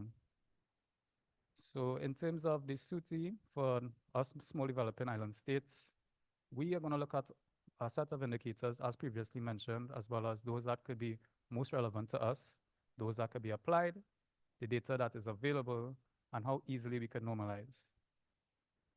Some of these indicators that we could possibly use forward, for example, is the Government of the Republic of Trinidad and Tobago's investment in transport. Here's some data that we collected from the government reports over the year of 2007 to 2023. As you could see that they fluctuate around 3% to 5% of our total budget expenditure. Notably, you could see some spikes, such as in 2008, 2009, where around this time we did a study in terms of our mass rapid rail transportation. Also in 2019, there's also another spike, which was also due to the QREP interchange. Here's another per capita investment, with around the average being around 1,500 per person over the similar period. As you can see, we have a linear regression line there, and as you can see, it's declining over the same period. We could also compare these indicators to different other developed nations. At the top there, the brown line is Trinidad and Tobago, and some other developed nations that compare these indicators as a total investment as percentage of GDP is similar to Canada, Saudi Arabia, Colombia, Brazil, Canada, and New Zealand. As you could see, they're all around the same amount, about 1 to 1.9% of our gross domestic product. Other indicators that we could look at the SUTI for small developing island states are travel time, economic cost of traffic congestions, mental health and fatigue, cultural and heritage conservation, public safety, and accidents that result in fatalities. In conclusion, a sustainable transportation system is a key part of a sustainable future. The SUTI model captures each pillar of sustainability. It can be adapted specifically to TNT and other small developing island states globally. What we are going to do is we're going to adopt the SUTI and alter it to measure our transportation system that could be applied to other small developing island states. And we hope for it to be a tool used for policy and investment in sustainable transportation, especially in TNT. These are my references, and ladies and gentlemen, I thank you for your time.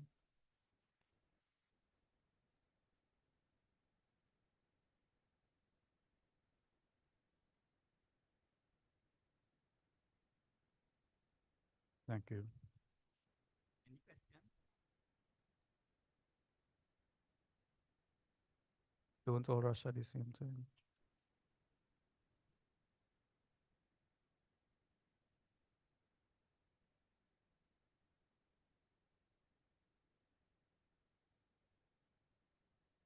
I really, really enjoyed your presentation. Thank you, mean, Dr. I Kelly. like what caused you to choose this though? That's not my question. Well, but, at the University of Trinidad and Tobago, with collaboration with other stakeholders, we are working on the ASSET project, which is the Advanced Safety and Sustainability in existing transportation systems. So this research paper came out as a result of implementing that project along with Dr. John and Dr. Chidi We are working alongside the European Union in having better accountability and safety provided to those who use public transportation systems. We're also working with our web developer, our app developer, and the app has already been launched. It is the TTV Safe app that works in tandem with the Ministry of Works and Transport, the Ministry of Digital Transformation, and the taxi and maxi taxi drivers associations, respectively. So out of this, we said, well, you know what, we could measure sustainable transport, and we did our research and we found that, we didn't have much measurements, especially in the last 20 years, to measure transportation sustainably. So we said, well, we could do something. That is excellent. And yeah, and so therefore, like you said, because I was thinking in my mind, oh, this could inform policy, and then your last slide was Mhm. this is to inform policy. The real question now, the 1,500 per person, that's TT or US? 1,500 TT That per year? per year. That 1,500 TT per person per year. that is spent on transportation Yes, by the government. by the government. Okay, so this doesn't say how much they. No, Oh, okay. that's government investment in transport per capita. Wow. Okay, cool. All right. Thank you Yes, so much. you're welcome. Thank you for your question. Okay, any further questions?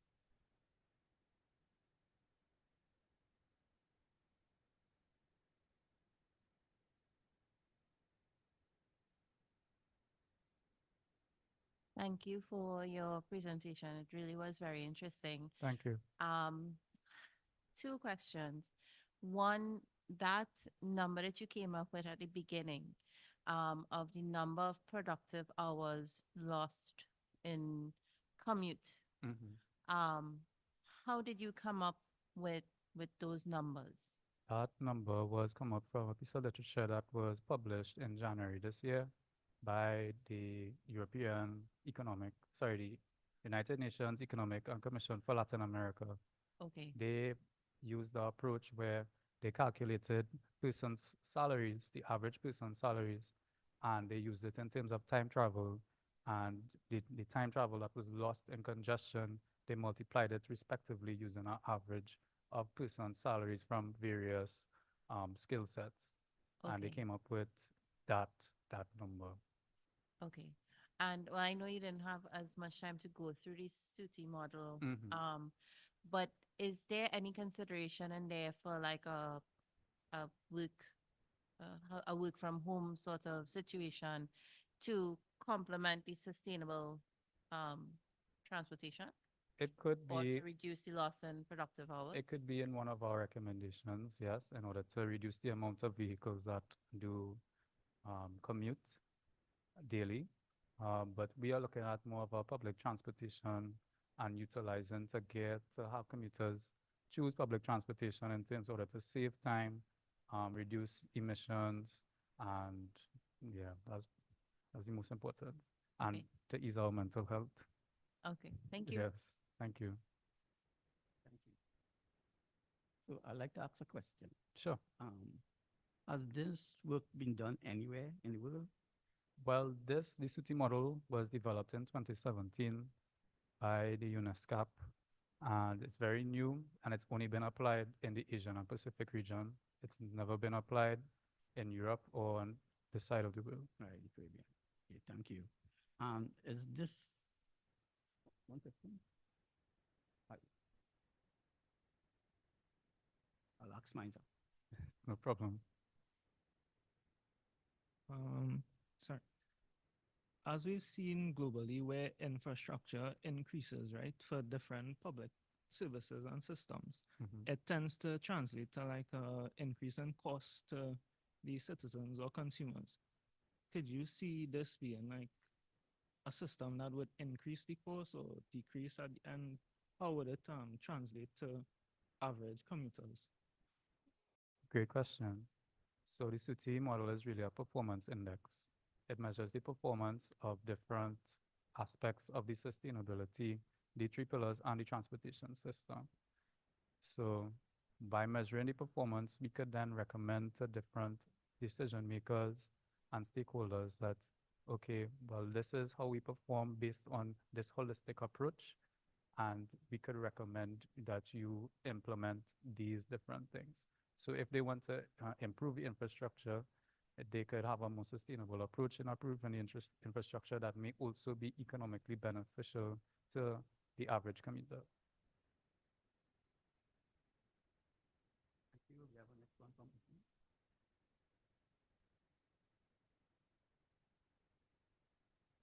Good afternoon. Afternoon. Wonderful presentation. Thank you, sir.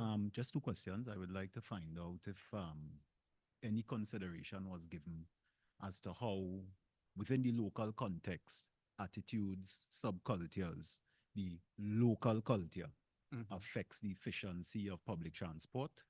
And two, if any consideration was given to the decentralizing of especially government institutions in terms of impacting on the amount of people commuting to centralized areas and how transport would interact in that whole scenario. Great questions, and thank you for them. Thank you. The first one, the local culture is a very difficult one to change. But by highlighting this performance index, we could show that, hey, this is not working out for everybody. As we know, if two drop fall in Port of Spain, we all need a pirogue to reach home. So we need to change, try to implement a change in the culture, but it has to be start from the top. That has to start from decision makers. We could only highlight these things. And secondly, in terms of being able to decentralize our government agencies and services, it is a great suggestion.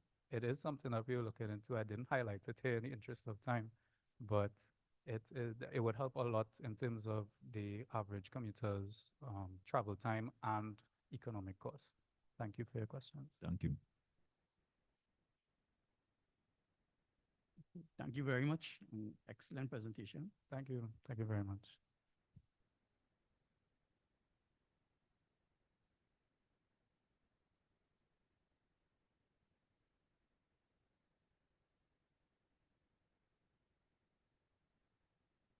Okay, so we're moving along. We were supposed to finish at 3, but we're doing well considering we merged both sessions. I would like to now call upon Mr. Hassan Shah, who will be presenting on behalf of, well, his co-authors are Dr. Samantha Chady, Dr. E.J. John, and Mr. Adrian Lutchman, presenting the preliminary results of a study to measure atmospheric carbon dioxide emissions in Trinidad and Tobago's transport sector using mathematical modeling.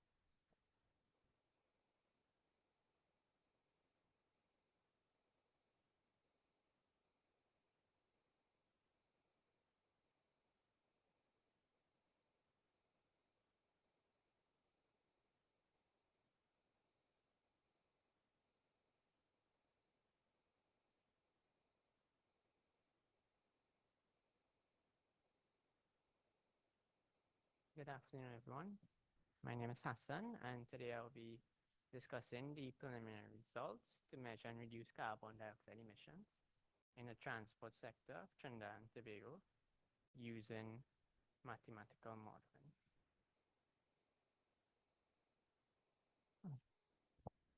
Hello? Okay.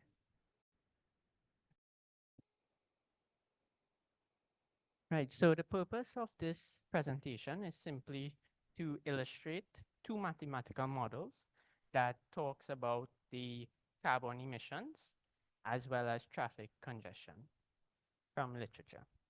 And using these models, we can reduce carbon emissions and traffic congestion in the transport sector of Trinidad and Tobago by designing similar models. So carbon dioxide impacts our environment and health negatively, with a significant amount coming from the transport sector. As we can see, 25% globally, and Trinidad has a local emissions of 17%. hence the reason to reduce these emissions. So this presentation is broken up into two parts, where the first will look at the carbon emission model, and the second will look at the traffic congestion. So we do have some limitations with respect to the transport sector of Trinidad and Tobago, such as certain parameters from the model's literature will be difficult to measure, as well as the literature models do not consider small populations such as Trinidad and Tobago.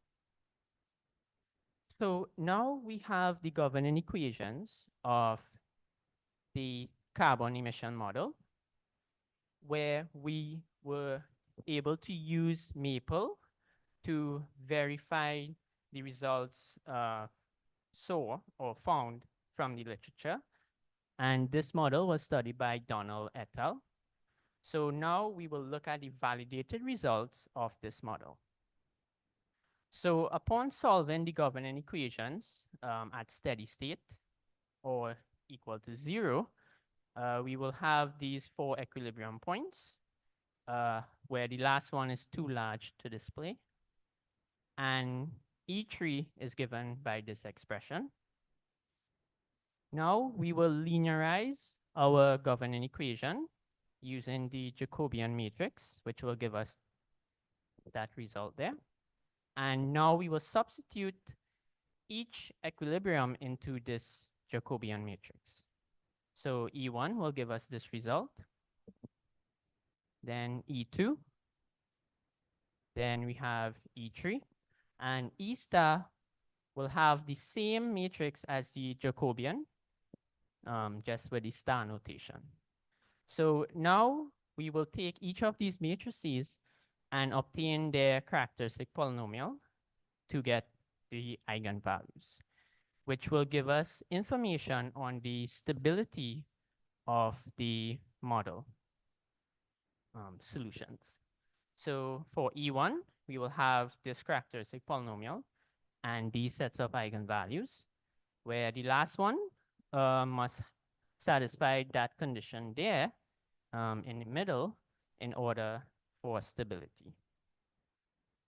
Then E2 will give us this result and those set of eigenvalues there. Also, lambda is the notation for eigenvalues. Then for E3 and E star, we will end up with a 5th-degree polynomial where the coefficients A1 to A5 are very large and complex to solve. So to reduce the complexity, we will use the root-Hurwitz criteria to analyze the nature of the eigenvalues without actually solving them. So it simply involves taking determinants of square matrices based on the order of the polynomial. So we have an order 5. So our matrices will range from a 1 by 1 to a 5 by 5. And once all determinants are positive, then each eigenvalue will have negative real parts, which will ensure stability. Now we will look at a couple numerical examples from the literature where we were able to use MATLAB to verify those numerical examples. So the first one represents the conventional vehicle population against time for varying beta, where beta represents the vehicle growth rate. So if we look at the first line there, the blue line, that represents a large beta value. So for a large beta value, as time increases, the number of vehicle increases as compared to a lower beta value, given by the lower green line there. So this effect simply introduces that if we consider low beta values, we can control the number of vehicles, conventional vehicles in a given population. Right. So the second numerical example looks at the carbon concentration against the conventional vehicles for the same variant beta. So the yellow line shows a large beta value, where the blue line shows a small beta value.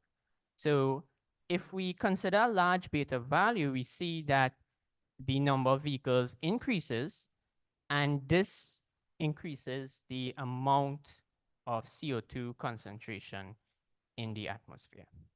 So as a result, smaller beta value not only reduces the number of vehicles, but it also reduces the amount of carbon dioxide emissions.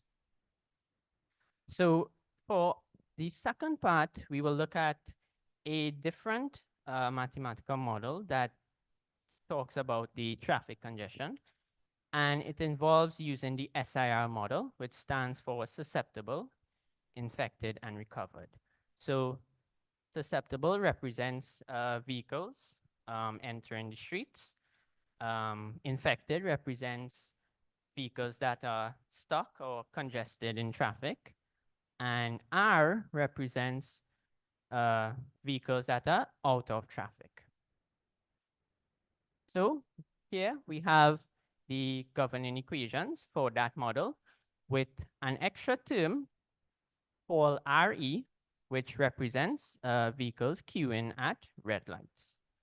And this model was studied by Rafsanjani et al. So as stated previously, we will look at the validated results from the literature. So we have the equilibrium points, then our linearized system, and the characteristic polynomial, the eigenvalues for E naught. E star will give us this result.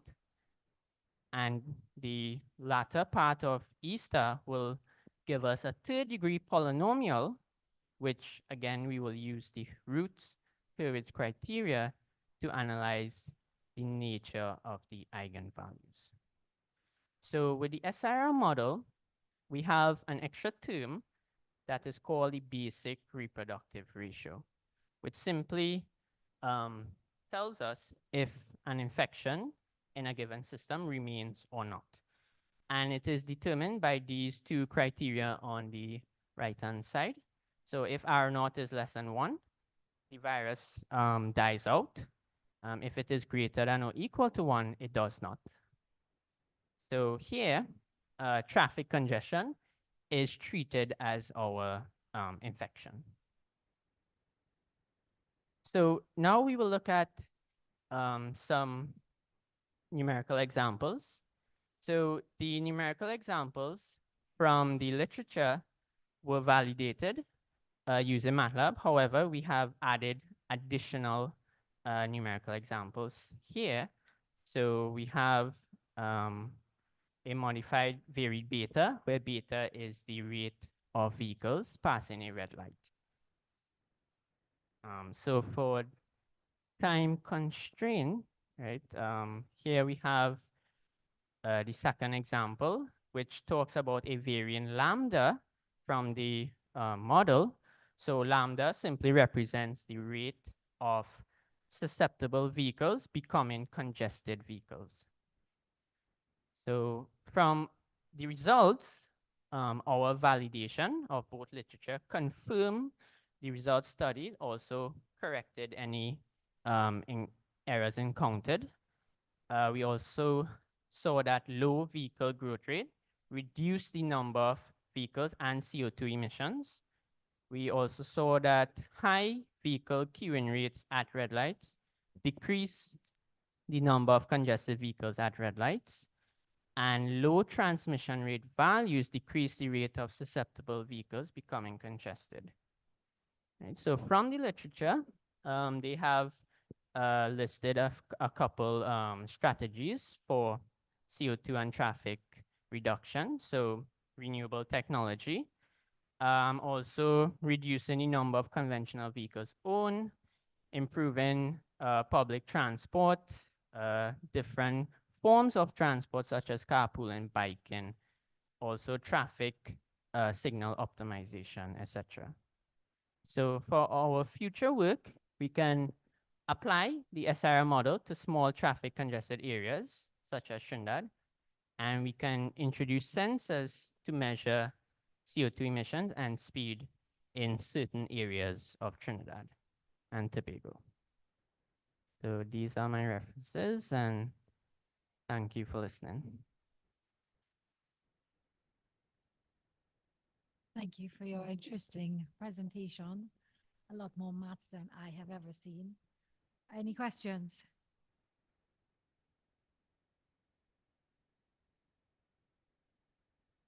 Comments?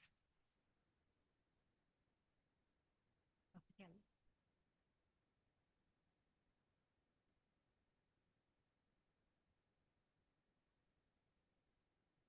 Thank you. Well-developed model. Has this ever been done before, this type of modeling? Which one? The SIR model? Yeah. Yes. It is mostly used in the medical field, but over time it has been adapted to non-medical work. So you could use it for like, so once there's something that acts like a virus that infects other um, stuff, you can apply this model to it. So Has it ever been used the way in this in the yeah. transport, yes. Yes. Yeah. Okay, and how does your results compare with other The work? one with literature. Yeah, yeah. Well, basically, we just validated results that were in the literature. So we didn't like do. So I did mention that we added additional for like this one.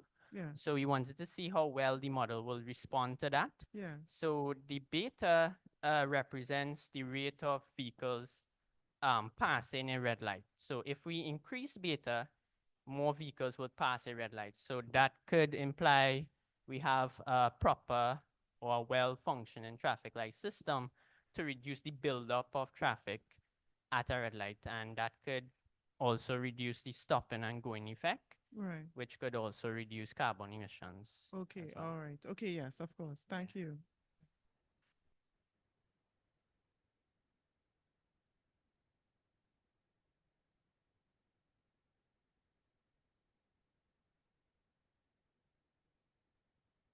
So as our co-chair recognizes, a lot more maths than, yeah, it's a little bit, it's a little Yeah. scary for me, right? Being a non-math person, but I like the applications of it. Mm. And I'm seeing the possibility for use of these models in informing decision making for policy and decisions when it regards the future of transport. Am I correct in, Yeah. in that assumption? Do you know of any ways that it has been used to inform decision making and policies for transport sectors? Yeah, so from other literatures, usually they would try to convince the government to do some things, but in the end, it's up to them if they want to see if this could actually worth spending the money on. Okay, so it has been suggested, Yeah. but not necessarily implemented. Well, there was one paper that I saw from China and Belgium. They actually implemented, but their model does not involve differential equations. They are more software-based, computer-based. Okay. So yeah. Thank you. Very interesting. Okay.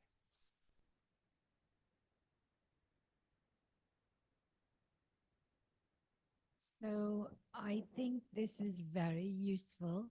And, it would, for somebody like me, I think it would be very important for something like this to translate into what sort of reduction we would see in a place like Ryson Road, where there's so much congestion. Yeah. And especially when there's so much talk about sustainable cities and reducing carbon dioxide emissions in the cities and better air quality in the cities.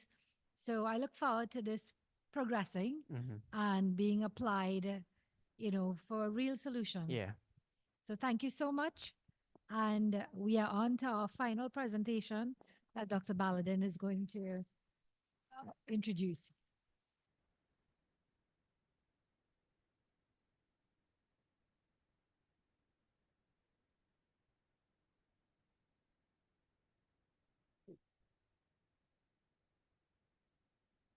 Good afternoon again.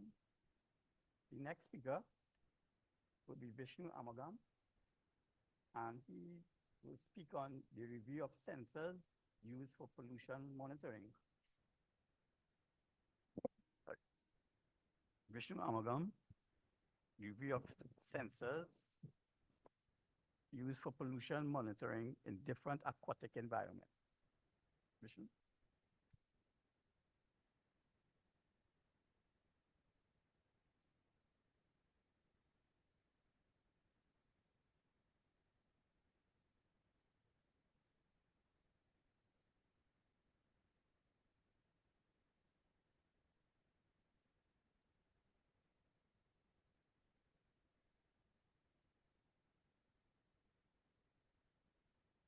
Okay, can everyone hear me by chance?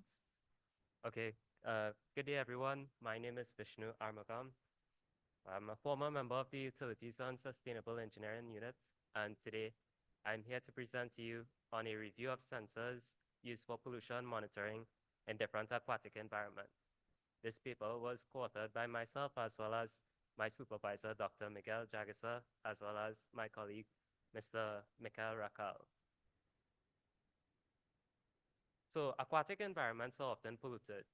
These environments are often polluted from forms such as agriculture, surface runoff from agricultural practices, including, say, agricultural waste, pesticides, herbicides, insecticides, fertilizers. These introduce microbial as well as chemical pollutants into water courses. In addition to surface runoff from agriculture, the dumping of sewage and the dumping of sewage and wastewater from residential, industrial, and commercial activities also pollutes aquatic environments. Now, water is often used without regards for its pollutants. Using water without regards for its pollutants can be detrimental to human health, as polluted water can result in a host of gastrointestinal, neurological, and reproductive disorders. So how can we warn the public whether water is safe or whether an aquatic environment is safe? Well, we would like to regularly monitor these aquatic environments to determine its pollution levels and to determine the appropriate method of action to treat water before use. So the main objective is to investigate the use of sensors for pollution monitoring. This is achieved by determining the most appropriate sensing methods, determining which variables affect the sensor outputs, investigating the reliability of the sensors, and selecting the best sensors for pollution monitoring. Now, how can we monitor pollution in water? Well, we can utilize water testing kits as shown in Figure 1. These water testing kits include strip chart indicators as well as chemicals for determining different pollutants in water. As shown in Figure 1, this is a hard water testing kit. We can also use data loggers as shown in Figure 2, where we have someone go out into the field, immerse a probe into a water course, and obtain a live readout of measurements from the data logger. We can also capture water samples after going out to, say, a river, preserve them, and take them back to the lab for analysis using something like a spectrophotometer shown in Figure 3. And, well, we'd like to essentially use sensors as shown in Figure 4. Now, you may be wondering, why use sensors? Well, firstly, real-time monitoring can be achieved using sensors. These sensors can be pulled relatively quickly to obtain an almost real-time measurement of a contaminant or a pollutant. Additionally, we can also utilize sensors to create sensor networks. So say we can create clusters of sensors to create something called a sensor node. And say we want to measure the pollutant level across, say, a section of a river, we can strategically place the sensor nodes across the river in order to get a better measurement of the pollutant levels across that section of the river. Now, what sort of pollution sensing technologies did we find? Well, we found technologies such as multiple light addressable potentiometer sensors, also known as MLAPs, electrochemical electrodes, the use of electroscopic impedance spectroscopy, ion selective electrodes, cantilever nanobiosensors, multi-walled carbon nanotube sensors, the use of microfluidic devices, stripping voltammetry, and immunosensors. To validate these different sensors, methods such as graphite furnace atomic absorption spectroscopy was used, as well as UV-vis spectrometry, the cadmium reduction method for nitrates, the phenate method for ammonia, the argentometric method for chlorides, and the comparing of sensor outputs to standard solutions. So say we have a standard solution of known concentration, we immerse the sensor in it, and we basically see whether the sensor measures that value. Now, there are three types of parameters that can be monitored: physical, chemical, and microbial. Physical really referring to things like turbidity and ultraviolet 2V4 or UV254. Chemical, as in chemical pollutants such as your heavy metals, and microbial referring to bacteria. From our research, the most commonly monitored parameters included lead, copper, cadmium, zinc, and nitrate. Now, the table shows some of the most optimal sensors from research. These sensors were selected based on the different detection limits, as well as the error associated with using them to measure pollutant concentrations. So for sensing zinc and lead concentrations in wastewater and seawater, a pair of custom-made electrochemical electrodes designed by Men et al. Were used, and it was found that the detection limit for zinc was 0 to 2 micrograms per liter, and lead was 0 to 30 micrograms per liter, with the error not being reported. Now, I know that you may be thinking that this is very small. Well, yes, that is true, because it is a pair of it is a novel design by the authors, and it requires further testing. For the sensing of copper and cadmium in groundwater, the ASI ion selective probe was used. The range of detection for copper was found to be 0.064 to 6,400 parts per million, and 0.01 to 11,200 parts per million for cadmium, with an error rate in measuring copper at 1.98 to 2.22%, and for cadmium, 1.58 to 2.01%. Lastly, in the measurement of the nitrate ion in river water, the nitrate ion probe Pro had a detection range of 0.6 to 31,000 milligrams per liter and minus 0.1 to 0.2 milligrams per liter. Now, what sort of factors affect these sensors? Well, firstly, the matrix effect is a factor which either suppresses or enhances the sensor outputs. The matrix effect refers to the interference of other ions within a sample when trying to measure the concentration of a specific pollutant. Temperature reduces the accuracy of measurement of a sensor by affecting the mobility of ions. In the case of using a method such as electroscopic impedance spectroscopy, the mobility of the ions are affected, and this can cause the impedance generated by the sensor to be affected. Additionally, sensor placement can result in a decrease in the accuracy of sensor measurement, resulting in it can also result in sensor degradation and also sensor drift. Placing a sensor in an area where there's high flow or a large flow rate can result in a decrease in the accuracy of the sensor. Additionally, placing a sensor in dirty water can result in degradation of the sensor and in turn sensor drift, because say sensors such as ion selective electrodes, the membranes can become clogged due to particles suspended in the water. Now, some of the limitations of the research were the spatial arrangement of sensors and sensor placement was not covered. There was a lack of discussion on other parameters which may have affected the sensors, and some of the designs are novel, thus requiring further tests, as was seen before in the measurement of zinc and lead using the custom pair of electrochemical electrodes. As we come to a conclusion, it was found that sensors are capable of monitoring chemical pollutants. These include heavy metal ions and the nitrate ion. Additionally, new and commercial technologies have been tested for monitoring pollutants in aquatic environments, with commercial technologies having a much larger detection rate compared to the new technologies. But we find that despite the limitations, the ability to monitor pollutants in real time and the low error rates that were seen for the commercial sensors make them still a viable option for pollution monitoring. I'd like to thank you all for listening, and I'd like to invite any questions.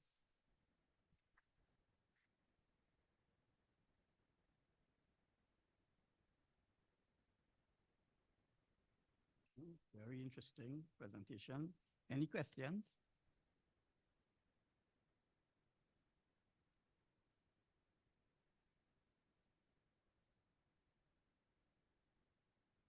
Any questions from anyone?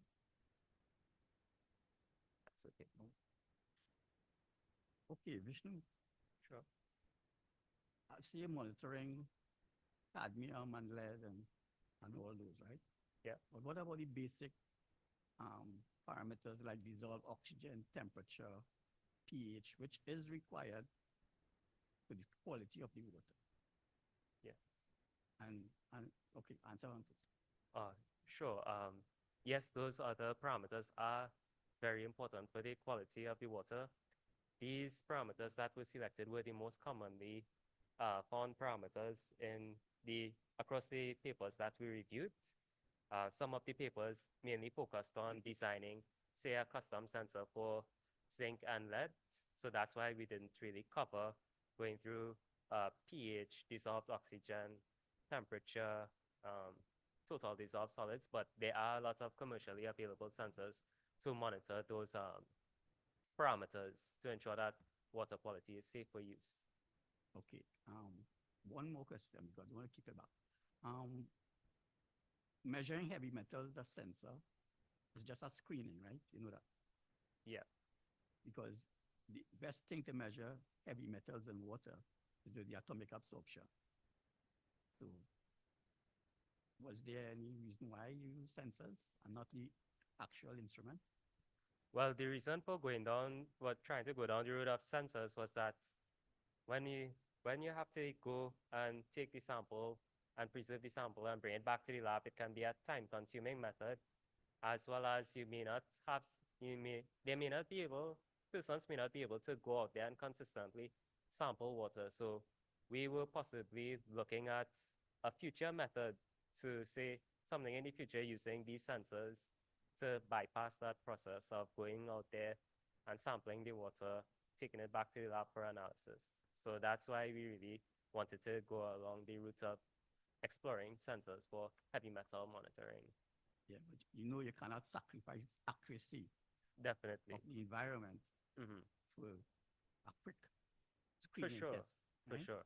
And well, some of these sensors are actually novel, so further tests are also required to ensure that they are reliable, and they would require further testing of their accuracy before they are being deployed. But we would still just like to highlight the possible technologies that are existing.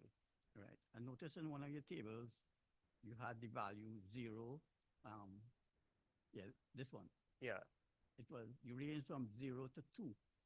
Now, from my experience, many years in the environment, 0 is not the acceptable value. You have to put the detection limit to 2 micrograms per liter, because 0 is the actual value. Sorry. Right? Sure. So there's an error there. Sure. Thank you for that. Okay. Any other questions?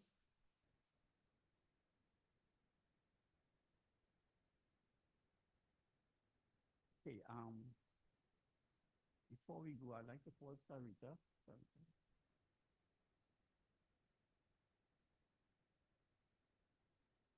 Give the vote of thanks.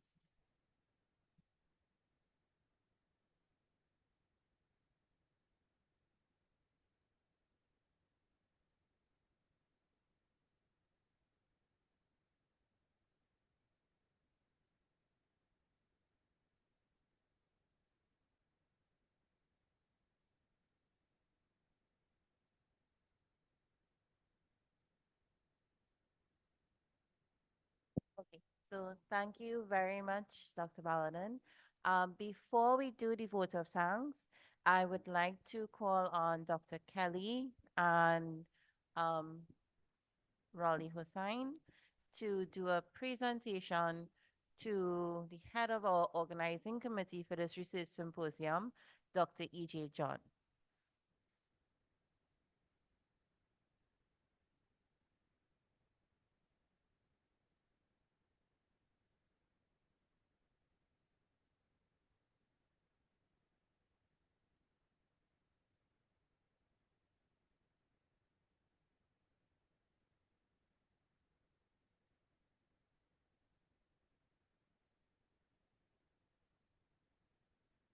So this is a total surprise to Dr. John. She doesn't know that we were all plotting this behind her.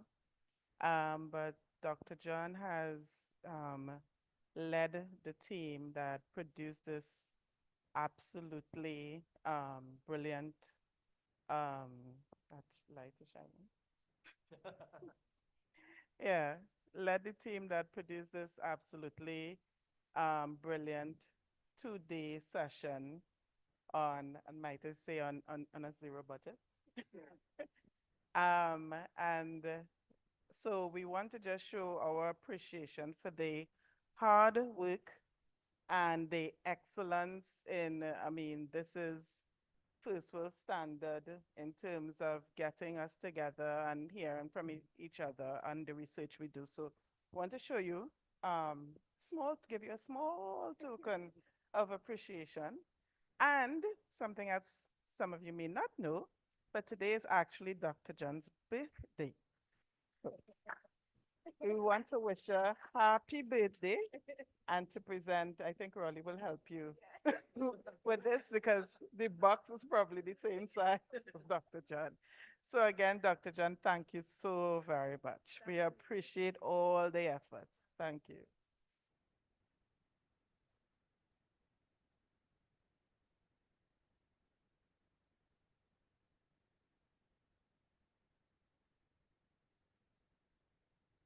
So they did a bit of my job for me, so I want to tell them thank you to start off. And good afternoon again, everyone. This closes off UTT's fourth research symposium. And it's my pleasure to offer a heartfelt vote of thanks to everyone who made this event possible. First, I want to extend my gratitude to the organizing committee, which is headed by Dr. John, and included various subcommittees that included staff from all of our campuses. And everyone really contributed to the success of today in the planning and the execution of this event. So I want to thank everyone on the organizing committee, volunteers, the presenters, students, the students who attended, the researchers for their dedication and hard work, and for everyone who is behind the scenes and their tireless efforts to ensure the success of this event. We're very, very thankful for all of you. A special thanks to the faculty members who guided and encouraged the students in their research and supported them in presenting their work on such an important platform and in supporting the university in hosting this symposium to showcase our talent and our research that is being done.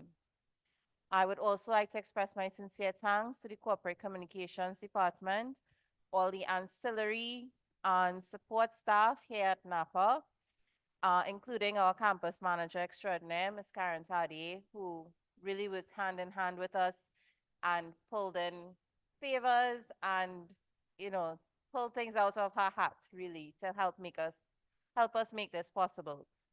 I'd also like to thank our IT technicians who had to learn a lot of things to help us with this event and learn it on the fly. Our sound technicians, our fashion department, food technology students, and our youth homestead agriculture program students who all contributed to the displays, and to the excellent snacks that we have received throughout these 2 days. And yes, there are more snacks waiting for you when we exit. A special acknowledgement goes to all the internal and external academics who generously volunteered their time to chair sessions and to judge the poster presentations. Their input and expertise have been invaluable.